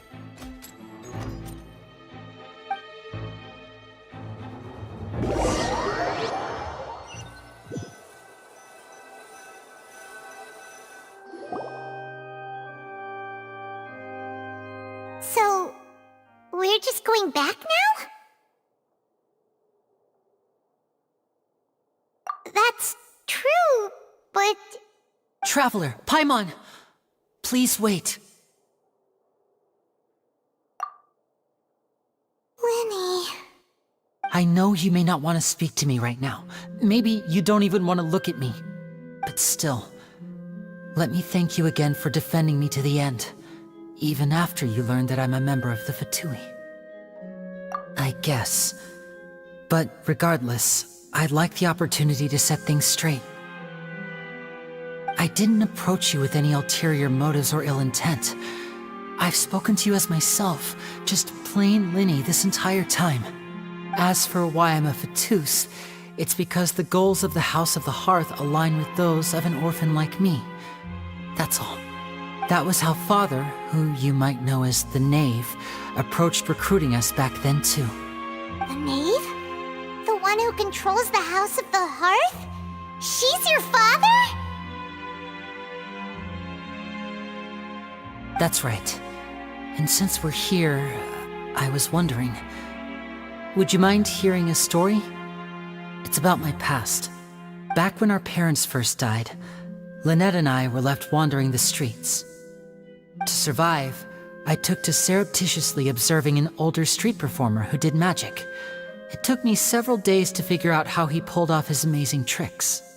I took my sister through several streets until we found a crowded corner, and we began to perform magic tricks there. To my surprise, we proved to be pretty popular, and we could at least stop worrying about where our next meal would come from for a time. But I didn't want my sister to remain a street rat together with me forever. Before long, an aristocrat came to me and claimed that he wished to take us in after watching my performances. So you went from orphans to nobility just like that? That was how we felt at first too. As if fate was on our side and we could say goodbye to those painful days. But I gradually discovered that while we were called foster children, he was really after my talent for magic tricks. He would constantly take me to all sorts of banquets to garner attention, which he would then use to expand his social circles. That doesn't seem too bad either. Better than roaming the streets at any rate. It took a while for me to realize just how dark his heart really was. After one particular performance at a banquet, I discovered that Lynette was not on the same return vehicle as me. I waited a long time after we returned home, but she did not come back. I went to that noble's bedroom and asked him about her whereabouts. The answer he gave me was, she caught the eye of the most eminent person at the banquet, so I sent her over as a gift. I mean, you'll be able to perform your magic regardless of who your assistant is, yes? Oh no. So he was gonna... But wouldn't Fontaine's laws deal with such people? As far as outsiders are concerned, this is a relationship akin to adoption or foster care, and they have their ways of escaping the eye of the law. I managed to ferret out the location of the mansion of that so-called eminent person and hurried through the night. But by the time I leaped over the walls, avoided the guards, and made my way in, all I saw was the moonlit ground covered in blood, and the knave standing there in the darkness. So, she'd already taken care of that guy. That's right. She had rescued my sister before she could come to any harm, and had even discovered several girls hidden in a basement, all of them orphans. Father, I mean, the knave, might have seen something in me, and so she made me an offer. The House of the Hearth welcomes you, for your interests align with ours. Here, none will ever betray you. Indeed, betrayal shall never be permitted here. I was hesitant to trust her. I mean, I had just been betrayed by nobles.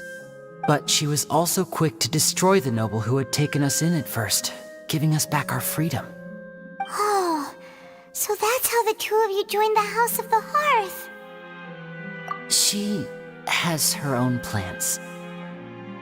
She has gained permission from the Tsaritsa to first use the Gnosis' power when she obtains it. She plans to use it to find a way to break the prophecy and save Fontaine. So, she believes in that prophecy too? That's right. The whole House of the Hearth is currently working to combat that crisis. Today's case has also proven that people from Fontaine can indeed dissolve into some sort of water, thus further supporting the prophecy. All of us house members here, Lady Arlecchino herself included, are from Fontaine. We won't give up on defending our homeland. To us orphans, the only connection we have left to this world, apart from our family, is our homeland. So, From small deeds like distributing magic pockets to huge schemes like stealing a gnosis, everything is aimed at dealing with that prophecy. It's all right. I understand. The only thing I can do is relate all this to you. I just hope you can understand that even as a member of the House, I have never stopped making my own decisions, and that I believe what I'm doing is right. If you should need anything at all in the future, feel free to find me. I will do my best to help you, as plain Lynnie.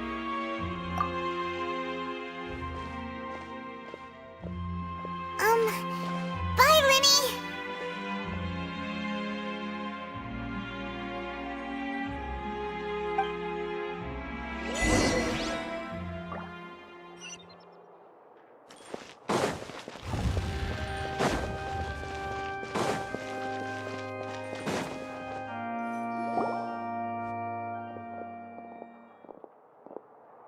Hey there! What was with the disappearing act you pulled right as the trial ended? Were you looking for us, Navia? Well, this whole thing isn't exactly over, is it? I do feel that we're getting closer to solving the serial disappearances case, though. Don't you think so, too? Huh? What's wrong, my dear partner? Besides, are you sure we're the ones who can crack a case that's been cold for decades now? And given that there's new evidence from the trial, there should be a trail of breadcrumbs for the Hydro Archon's people to follow now, right? Ah. I see. Well, I won't lie. I'm a little shocked to hear that from you. But I suppose you are just travelers who have only arrived in Fontaine after all. Sorry. I might have been too presumptuous. Don't say that, Navia. Ah, and we were having so much fun investigating with you, too. It was like having new waters flowing into a stagnant mire, causing new hope to spring forth, and the reflection in the murk to become clearer. Sorry about that. I'm a bit prone to nostalgia. Don't mind me. Wait, shall we have a farewell meal? You know, to commemorate our time as partners? Huh? Do we really need to get that formal? Well, guess you really did treat us as partners, huh? Well, I'd just like to have a proper ending to every important memory. That way there are no regrets later. Anyway, it would just be a meal, so it shouldn't take up too much of your time. You don't have to twist Paimon's arm. If Boss Navi is treating, count Paimon in! Oh, wonderful! In that case, why don't we return to the court of Fontaine and head to the Hotel de Boer? I believe we'll make it just in time for dinner. All right then, let's have our farewell meal!